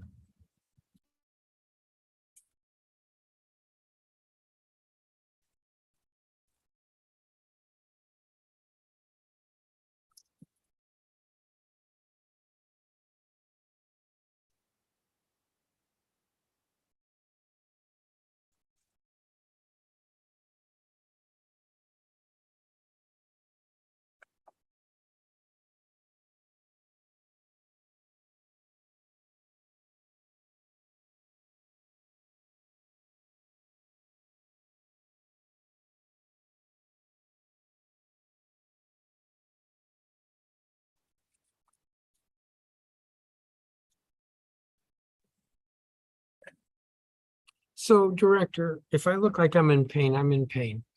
From time to time, we do amendments to the construction codes. We add things all the time when we do amendments to the construction code. We revise and change things all the time when we do amendments to the construction codes. Yes. When the construction codes come over here for approval, they always have a zero fiscal impact statement.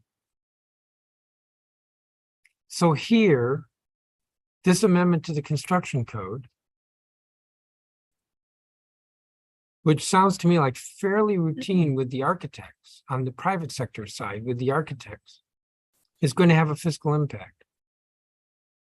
But revisions to the construction code have no fiscal impact. Do I look like I'm in pain here? I'm just trying to, my brain, my gray matter is trying to reconcile all this. And I can help there, Chairman. You better do it soon. You may have to call the fire department to put out. With the construction code, we work with the CCB to roll it out, and we plan ahead of it. In fact, we are currently going through the process now for the next code cycle. The cost associated with implementing the construction code and changes associated with that are sometimes covered with our budget. That is why when it comes to you, there's no fiscal impact. It doesn't mean, I think the problem is that when we say there's no fiscal impact, people assume it doesn't cost anything. That's not the case. It is because we've planned, we've budgeted, and we've absorbed those costs. So if this bill was to become law, first of all, there's a transitory provision that it will be subject to. So let's say it's a year and a half or 2 years, or as some people stated earlier, 48 months. Whatever that time period is, it builds enough runway for us to plan the implementation successfully and for us to be able to take down the cost over a longer time horizon. So that's just one way of understanding why, when it comes to the construction codes changes, yes, we are able to implement it without any fiscal impact. It's simply because we've absorbed the cost. When we buy subscriptions, we buy books, we do training, we upgrade our software, we update our audit plans. All of this cost labor hours, and sometimes we bring consultants in to help, and that is also a spend. So at the end of the day, there's a dollar figure attached to it. But it makes me want to ask, why is there so much concern that we are saying there's going to be a cost associated with this? Because you testified to that at the end of your testimony. All right. So if that is the case, then let's discuss how we can deal with the cost versus there shouldn't be a cost at all. I mean, the bill talks about a fund will be established. I've not seen any language, unless I missed it, that talks about where the money will come from into the fund. Is it going to be higher fees? Is it going to be some donation? I don't know. But I'll note, Director, that there's been no testimony. You're the only one who's talked about the fund. Well, that's a perspective that Okay, I guess it's helpful. So with regard to the rest of the bill, how do we manage the cost? I think when we look at some of the exemptions, that would help. When we look at a longer implementation window rather than the January 20 something, I forget the exact Well, it's date. like 2 months from now. Yeah, like we didn't plan for that in this fiscal year's budget. So that's sort of like out the door. It's dead on arrival. Like it just can't happen. When we have a longer horizon to implement this, then we can shave some of the cost or allocate our cost across multiple fiscal years.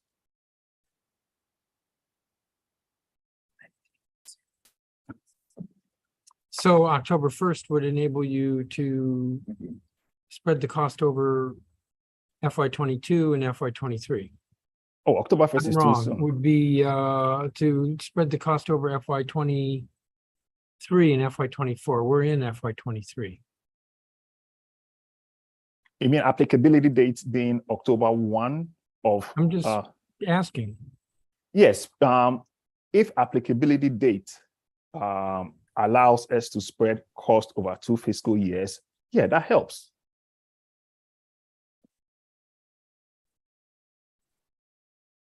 I'm just trying to remember. There was, I think, something.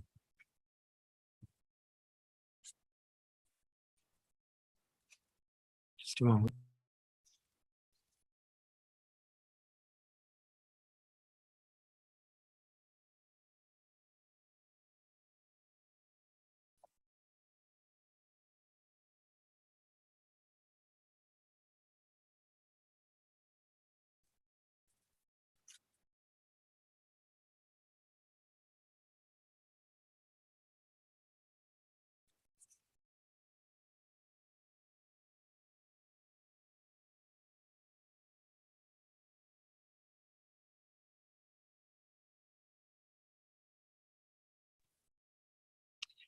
Director, you said with the construction codes, it's spread out over a couple of years, and you said that the problem with this bill is that it's January 2023. Was there another way that you mitigate the cost of the construction codes? Apart from spreading the implementation or getting lead time to plan, there may be a few that I just can't think of at the moment. But it really comes down to the requirement. That's really what it comes down to. There are some requirements that will not have any impact at all. But there are some requirements that definitely requires, like, training, changing system, updating system, and that the few areas that I can think of in this particular moment.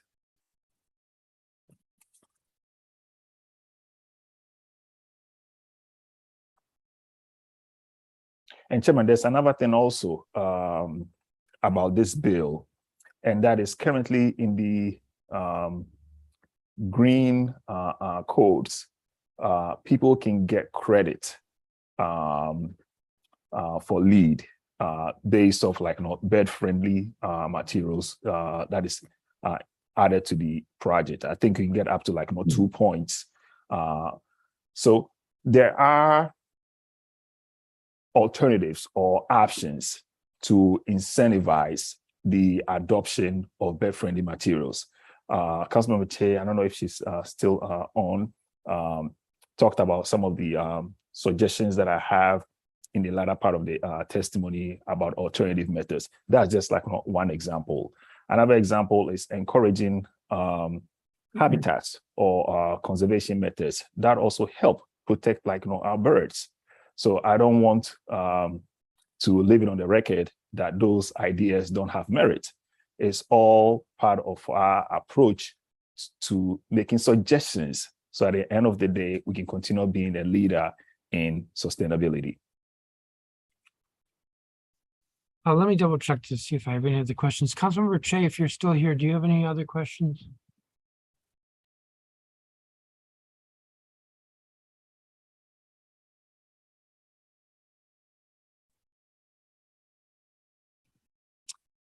I don't think I have any other questions. Thank you for your testimony. If there's anything you want to submit to supplement your remarks, please do so.